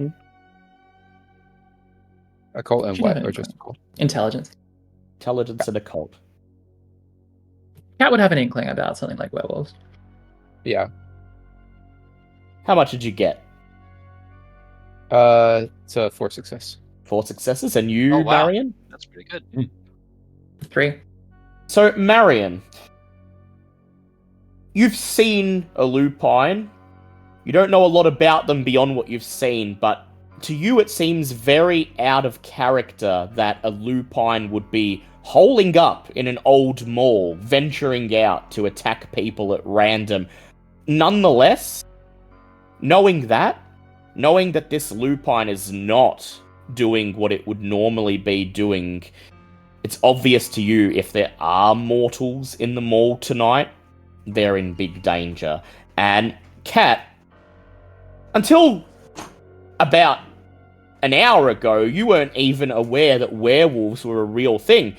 Until about 3 hours ago, you weren't aware that vampires are a thing either. But you spent a lot of your life trawling the corners of the internet where people post stories about UFOs and ghosts and creepy things they've met in the woods. And you recall 2 things specifically about werewolves. They're said to be weak against silver. Yeah, can't relate. And furthermore,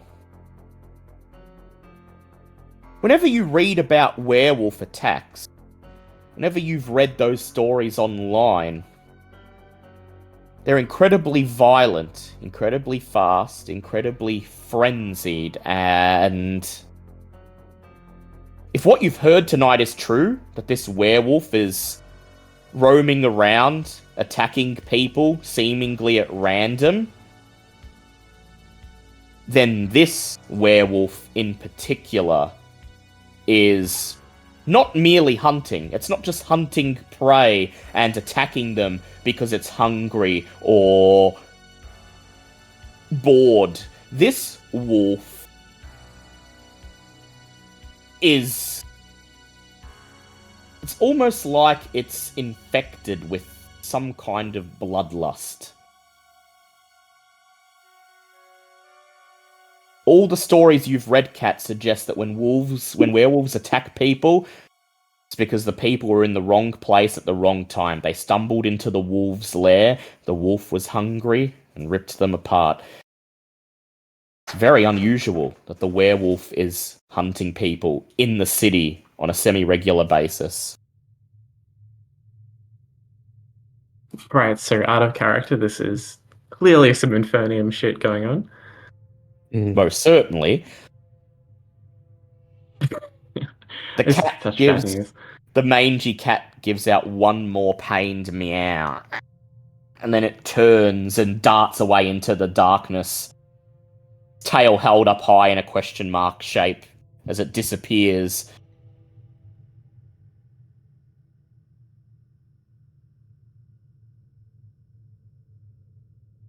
Right. So, what's the plan? Well, If it come, go on. no, I was just gonna. Well, this is complicating things. It is. We're gonna have to go in there. We're gonna have to watch out for collateral. Collateral, fuck me. They're gonna be taping this, ain't they? Would it be helpful if As much. we set off, if there's like motion detectors, would it be helpful if we set those off maybe in an attempt to draw the people out? Set off an alarm, maybe. Oh yeah, that might scare him out. Not a bad Problem idea. is, Yeah. you know, And we also, got business to take care of in there too. So I mean, once they get scared out, we've got a real time crunch, is what I'm thinking. Mhm. So you'll have to There wouldn't gain happen to be access to the mall. Actually, Fire I mean, alarm that somewhere with it. You look around, and at least on this side where the mall's under construction, any external alarms or sensors look like they've been removed, but you're fairly sure, given that this mall still operates during the day, if you were to just gain access to the mall, you'd very quickly find a fire alarm or something like that. It's possible Actually- we could set off the alarm without it going off permanently, which might make our jobs easier. All right. Like give it a couple of pulls to get them clear, is what you're saying, yeah? Hmm. And then shut her off. It does occur to you specifically, Wolf, that if there are alarms in the mall that are still in operation, they might signal. They might summon emergency authorities. services. What Yeah. if we manage to find? So, I've explored some places like this in the past. There's a control panel that you can do a test that won't call emergency services. It'll just set off the alarm in the building. Yeah. How That do you? It sounds can only good. be done from that panel. All right, so we got to find like that one room in the mall where the security is, yeah? Okay. I'm liking this. No, that's a much better idea. All right, so all we got to do is sneak in and get there. Yeah? Fledgling pulling her weight. So, sneaking in, there's a thick chain link fence in front of you, barring off the construction yard from the street. It's short enough you could climb over it, but it's lined with spools of barbed wire. You could probably open it were it not for the padlock attached to a thick iron chain wound around the handles. Plan in mind, Marion would now take the time to summon Atticus. Yeah. So I'd like you to go ahead and roll me a Resolve plus Oblivion, please.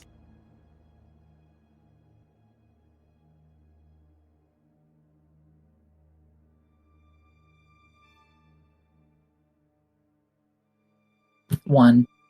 1. So, you close your eyes and reach out to Atticus, layering your finger in your pocket across the piece of his feather that you keep there. And you feel him call back across the void, but with one success.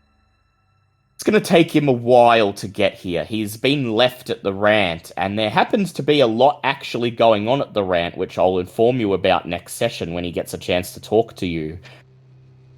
But he's going to have to cross town from here to there, and he's probably not going to arrive for about another half hour to an hour. But he's on the way. Okay. Unless you'd like to speak to him now about what he's seeing. I mean, I wouldn't mind.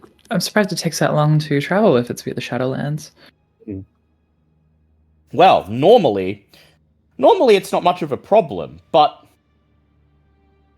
as you close your eyes, he reaches out to you, and you start to see through his eyes.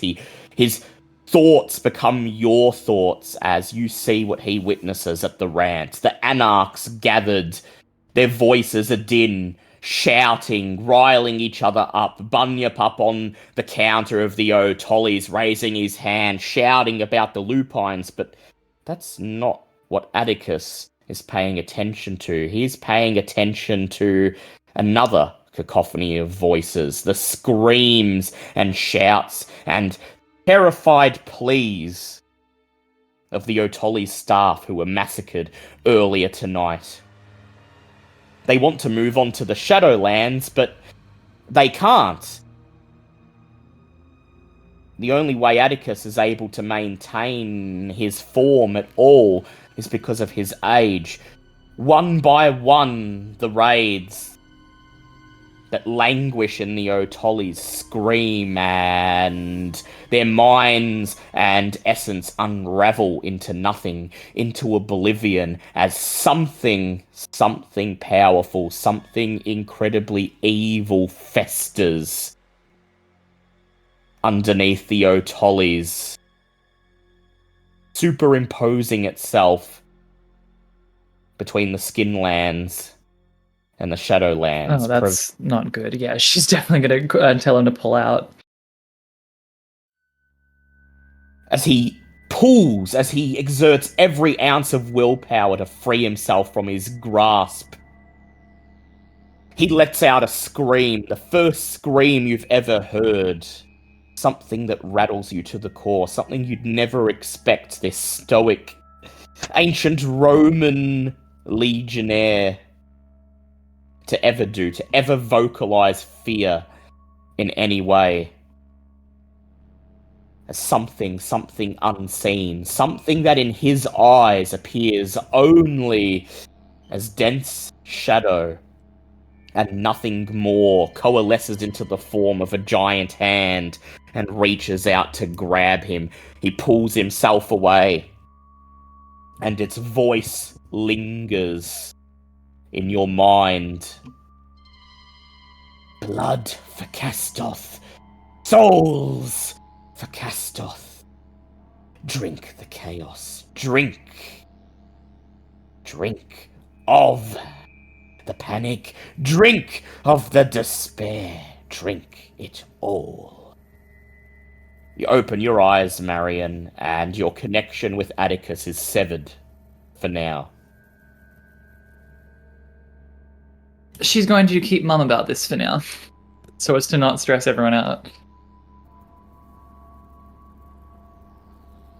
In that vision, you did hear enough of the Anarchs to glean that they seem to have divided up their territory into various zones. They've assigned Anarchs to teams, assigned a zone to each team, and they're fanning through their territory, which means that if you were relying on Anarchs to come back you up here at the mall in Cam territory, well, that's out of the question.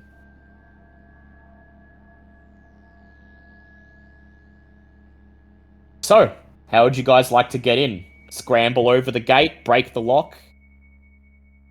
Give up and try the front entrance instead? Nah.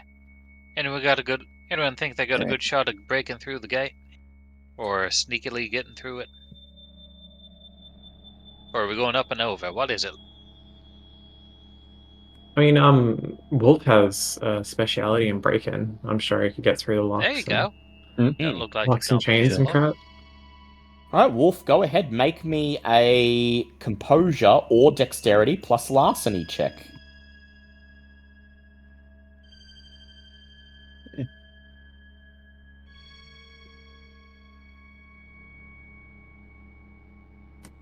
It's a success of 2, but I might re-roll that. Go ahead. There you go, critical 5. Using the tools at your disposal, you deftly pick the padlock and the chain falls loose.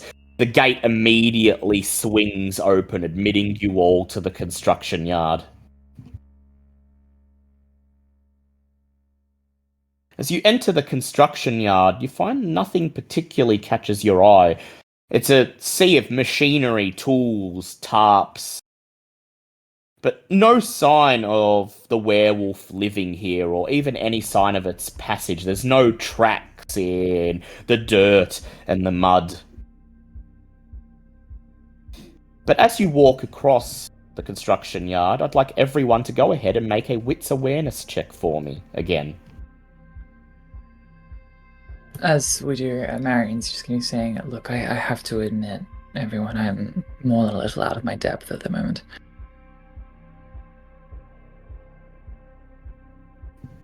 I think we all are, but it's a job that has to be done. Yes, it's just that normally I have assistance, and he might be some time. One success. Is this against werewolves by any chance? Yeah, let's say it is. Alright. I will go ahead and trigger my huntsman bonus. Once per session, I can pull this to gain +3 to a mental test against lupines. I got bestial failure. Only 3 successes. Let's spend some willpower. Oh, you got a bestial failure. Uh-oh. Ooh. Hey, your very first one. Oh, is Cat gonna freak out about werewolves now? That Yeah, I'm is- gonna have to apply it. I'm gonna have to apply it. Yeah, that is 6 This is the first successes one. total. So, 2 things happen. Oh boy.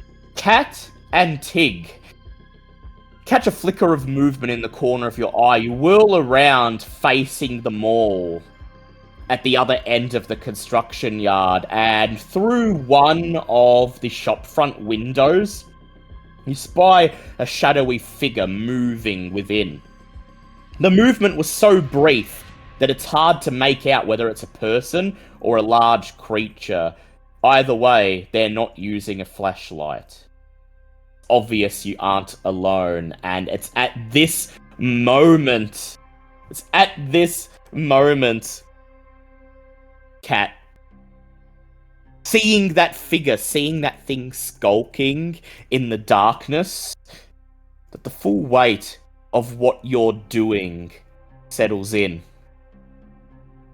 You realize that you're a vampire, and there's a werewolf somewhere in that mall. And everything you know about the occult, Cat, suggests that werewolves and vampires don't like each other. Inside, your beast begins to murmur, "No, no, no, no, no, no!" And I'm going to roll a compulsion for you. Go ahead and roll me a d10. So is a Kaitev just immune to clan compulsions? Yeah, they don't have a clan compulsion, they just have the generic Just the regular one. ones, yeah. That's a fail. It's a fail. So, as the beast murmurs, "No, no, no, no!" you feel your blood begin to pump through your veins, almost as if you were alive again, and your heart would be beating, thump, thump, thump, thump, thump, thump. And the paranoia sets in. You're overtaken by your paranoia compulsion. You become overwhelmed with fearful paranoia, looking to disengage from a threat or suspecting anyone near you of maybe meaning harm. Any action not taken towards getting you somewhere safe suffers a 2 dice penalty. This ends when you've spent at least an hour in a safe place. Oh, that sucks. That's a bestial failure for you. That's really going to suck.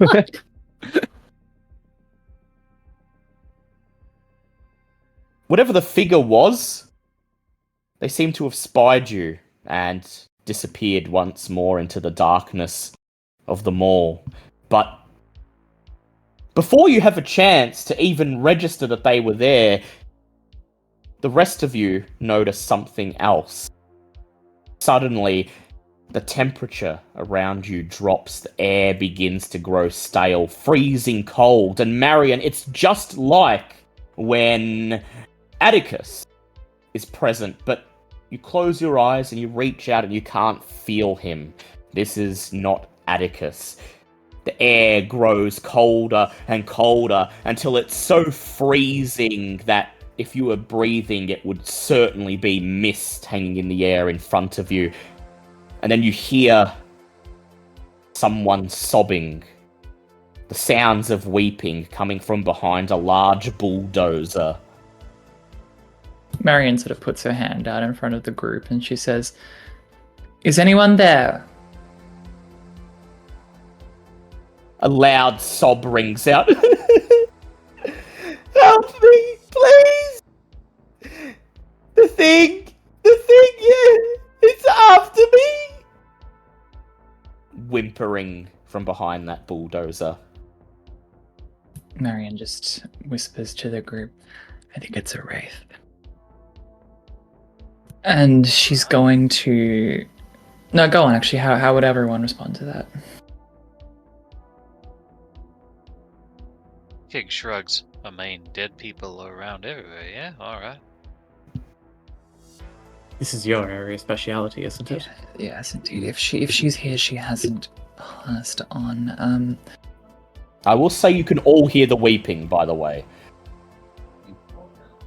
Yeah, I expect she's quite strong, if it were.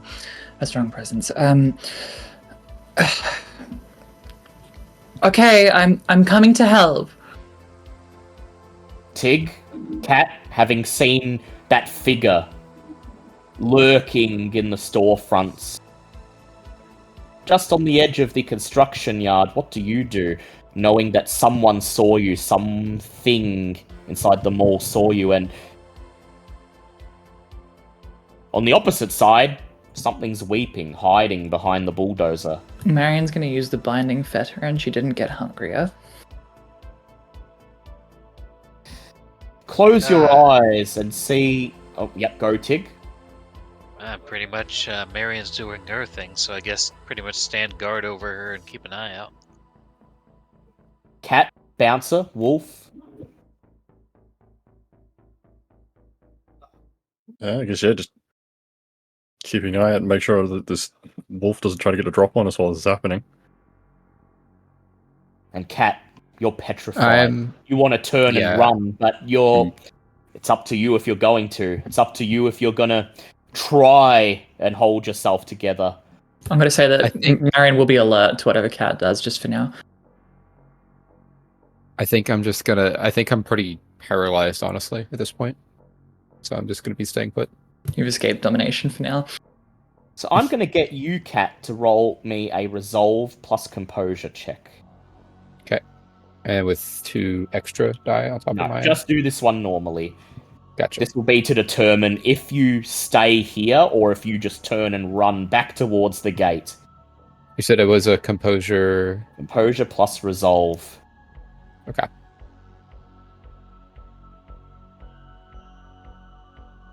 It's 3 success. 3 successes. You so want to turn and run. Maybe you even want to dash towards that bulldozer and cower, hide with the weeping person. Cower together, but you manage to stand firm next to Tig and Bouncer and Wolf as Marion purses her lips, closes her eyes and reaches out. Marion, you're not very good at making contact with the Shadowlands. If Cross were here, he'd see this place for what it is, but for you, it's just undifferentiated shapes, shades of grey, things that don't really have definition, but there is something behind that bulldozer, something that seems to give off a deep, deep red glow. It's not a fetter. You know that much. But there is something there. Something that seems to be trapped between this realm and the next.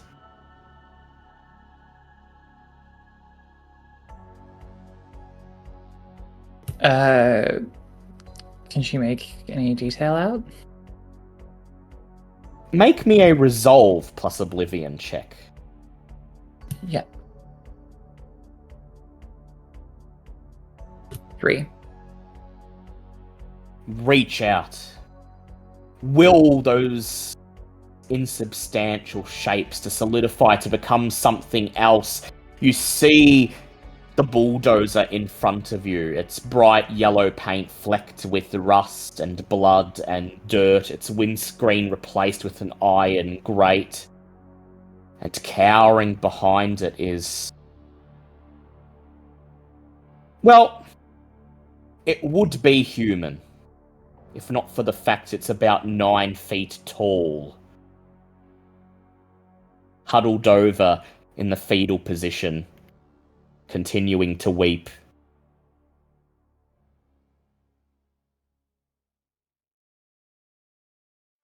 Okay. Someone's there, help me! Comes the voice. Hello? It came! It's coming! That cut out a lot, sorry. It whimpers, help! It's coming. What's coming? Is it a werewolf? Repeats the words again. It's coming! It's coming for me! I need you to talk to me. What's coming? A weep, a loud sob rings out again. And then the voice says, pleading, come closer. Come to me.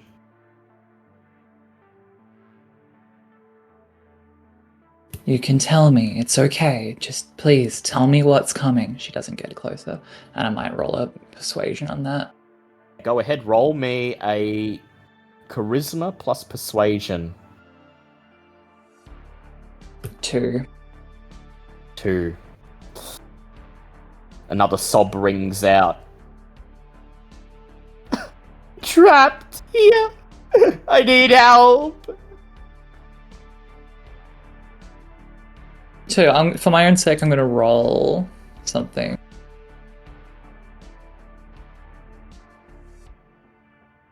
I rolled Wit's Insight and got a 2 on how sus this feels, or how like dangerous getting closer to her feels. And I think that... Go on. I was going to say with 2, as it calls out again, come to me. There's something in its voice, an undercurrent of...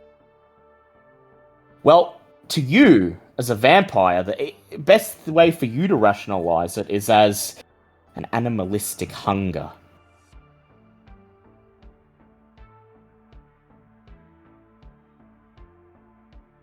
Okay. Alright, I'm going for an intimidation then. And she's just going to straight up say, tell me what's coming for you now. Go ahead, manipulation plus intimidate. 4. Marion's no spring chicken. 4. I'm gonna roll for the thing that's hiding there. 5 successes. Oh. I'll show you, says the voice. And then it emerges. The rest of you see it.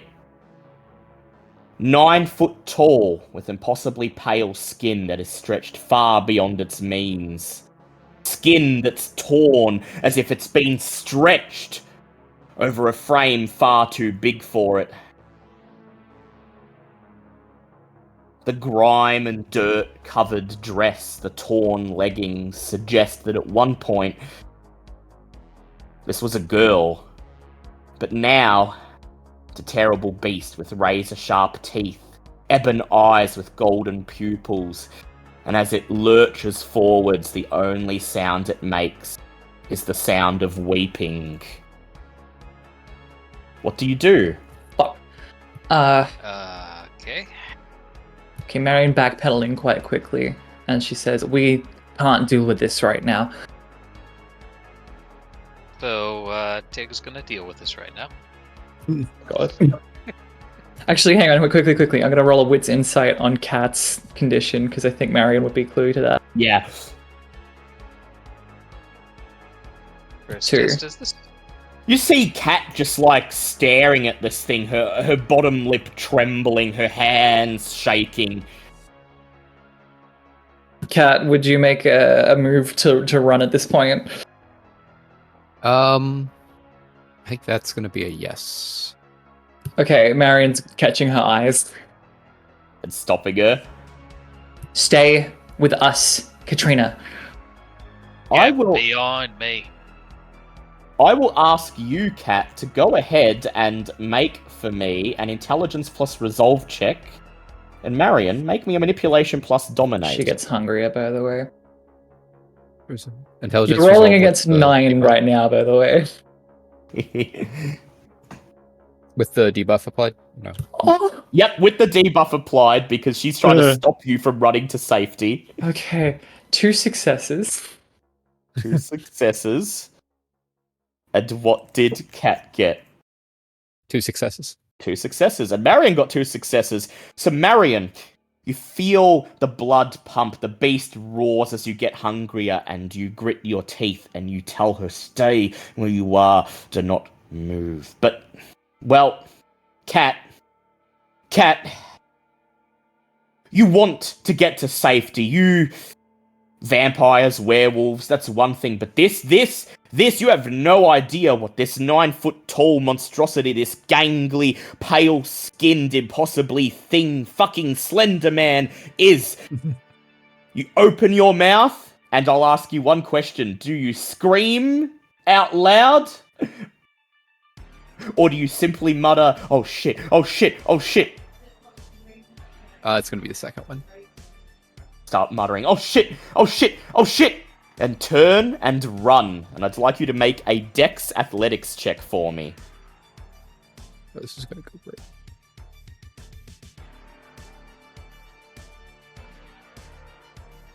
I got this. Wait, this is okay. 1 success. 1 success. Tig, Wolf, and Bouncer, are you doing anything? As soon as you see Cat turn and start running, suddenly the creature's ebon eyes flare and it bends its impossibly tall legs as if it's about to pounce. And Tig jumps on it.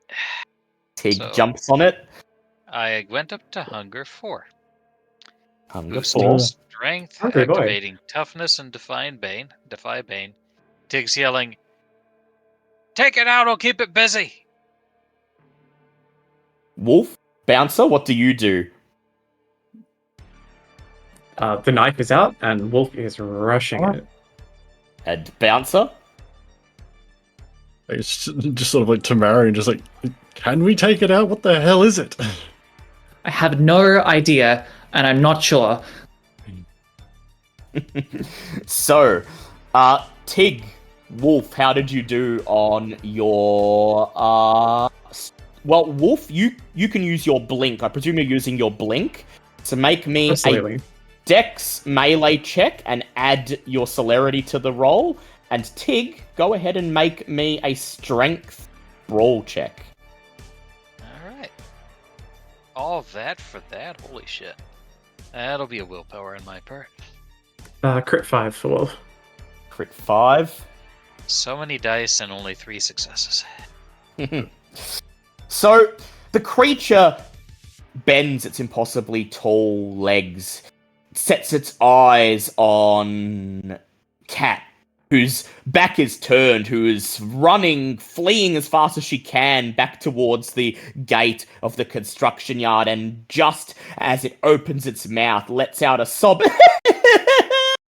and is about to leap forwards. Tig roars, throwing himself between the monster and Cat as Wolf moves like a blur, flicking out the knife, whoosh, plunging it into the creature. So Tig, you got a 3, did you not? Yep. It got a 5. You have your Yeah. Define Bane activated. Sure do, and toughness. And toughness. So, as you intersperse yourself between the creature and Cat, it leaps forwards, flailing its impossibly long arms. The tips of its fingers break open, revealing knuckle bones that are sharpened to a mirror sheen, and it leaps onto you, weeping loudly, its ebon eyes flashing in hunger as it sinks its long, thin, razor-sharp claws into your body. Tig, Yep. what is your fortitude? My fortitude is 3. Fortitude is 3. So, you take 2 points of aggravated damage, and then the remaining 3 points of aggravated damage become superficial damage that are then Which gets eaten by cancelled the out by your toughness. toughness. So you take 2 points of aggravated damage as its razor-sharp claws flay your flesh, spilling blood onto the dirt and the asphalt. The creature still weeping. It's at this point that Wolf lunges forwards. And Wolf, what part of it do you go for? If it has a neck, that would be ideal. It has a neck that's about 3 times as long as a human's neck should be. Then that's the target. That's the target. You slam the blade into its neck, expecting to find a collarbone or something there, but instead the blade just cuts into raw flesh, digs deeper and deeper. The creature roars, lets out a great long weep as it slashes at you with one of its arms. You step away, pulling the knife short just in time, and you got how many successes? Critical 5. Critical 5. Ooh, nice. You deal 5 points of superficial damage to the thing. That's gonna leave some kind of mark. Please, we can kill it. As you wrench the knife out, blood begins to flow from the neck, but it's not red blood. It's deep black. It's at this point that a voice rings out across the construction yard. Get into the mall! Hurry! You turn, look towards the mall, and there you see a woman with long, dirty blonde hair, wearing a leather jacket and cargo pants, begin to shift. Her body begins to pulsate. Her leather jacket bursts as the lupine shifts into her war form and begins to gallop towards the monster. As the monster rears up, ready to strike Tig again, the lupine roars, baring its claws and leaping towards the thing, grappling it to the ground. And then the two great beasts roll on the floor, exchanging blows, slashing at each other. Don't just stand there, do what she says, and Tig will kick in his tactician knack. Every character can contribute 1 die to the teamwork roll, no matter what skill the test requires. And I think we would, and if everyone's okay with it, I think we're going to try to assist her in getting it to the mall. Absolutely. What's Cat doing? Probably running. Did she say get it to the mall, or did she tell us to get into the mall? She said, get into the mall, hurry, as in, she's telling you to get into the mall. That's why I was like, is Cat running to the mall? No. Right. Cat is not. Cat is running in the opposite direction. Somebody corral Cat, and let's get the rest of us get into the mall. Okay, without disciplines, Marion just yells, Katrina, this is for your own sake. You need to... Cat, you need to come with us now, or you're going to die. Make me a resolve plus composure check. Okay, I'm boosting. I'm boosting for this first. You are. Wait, yeah, who? Yeah, Cat, make a resolve. Okay. Okay. No penalty. Okay. 1 success. 1. Okay, Marion, at this point, I'd like you to make a resolve plus leadership check. Definitely boosting that. Okay, don't get hungrier. You get 3 successes between you. I'll say you've managed to corral Cat.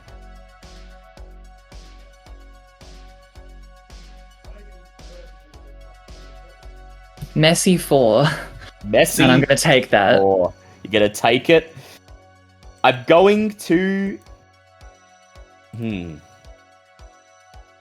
I'm going to apply that next session. I'm not going to tell you what it does now, but... Oh god, okay. You hear your beast enraged. Stupid thing! Why doesn't she listen? Why doesn't anyone ever fucking listen? And you roar. Katrina, if you want to live, do what I say!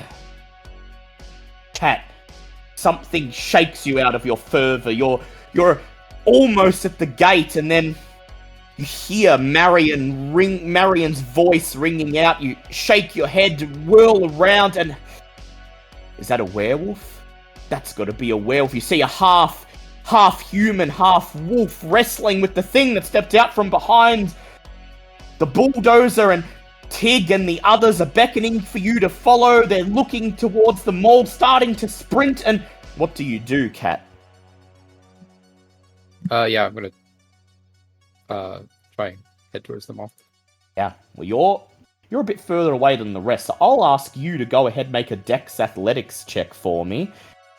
While Tig, I'm going to ask you to also make a Dex Athletics to corral the others and protect them as you get them into the mall. Using your teamwork, you may add 1, 2, 3 dice. 1 each for Marion, 1 for Wolf, and 1 for Bouncer. Dex Put my extra hunger die on this one. Yep, you could use the hunger die. You can boost this if you like, Kat. If you want to make a rouse check to boost your dexterity and add 2 extra dice to the pool, you can do that. 4 successes. I already rolled. It's a total failure. Total failure, and they're both hunger dice. All right, so I'll live because you're new to the game. I'll let you boost and roll again if you want, or at least I'll let you boost to make a rouse check. Okay. We did just teach you about that. Yeah. Success. So you did not get hungrier. You're still only at hunger 1. Now you can roll 2 more dice to see if that surge of blood gets you over the finish line. So just add 2 more to my... Add 2 more to the roll. 2 That's a 2. successes. Lovely. You turn, begin to follow the others as Tig shouts, "Come on! Come on!" And Marion and Wolf gather around and Bouncer, and they start sprinting towards the shop front that the werewolf emerged from.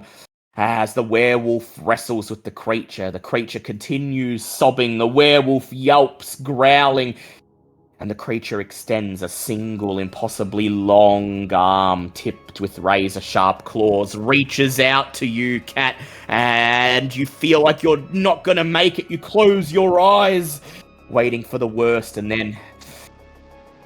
"Don't give up! Don't give up!"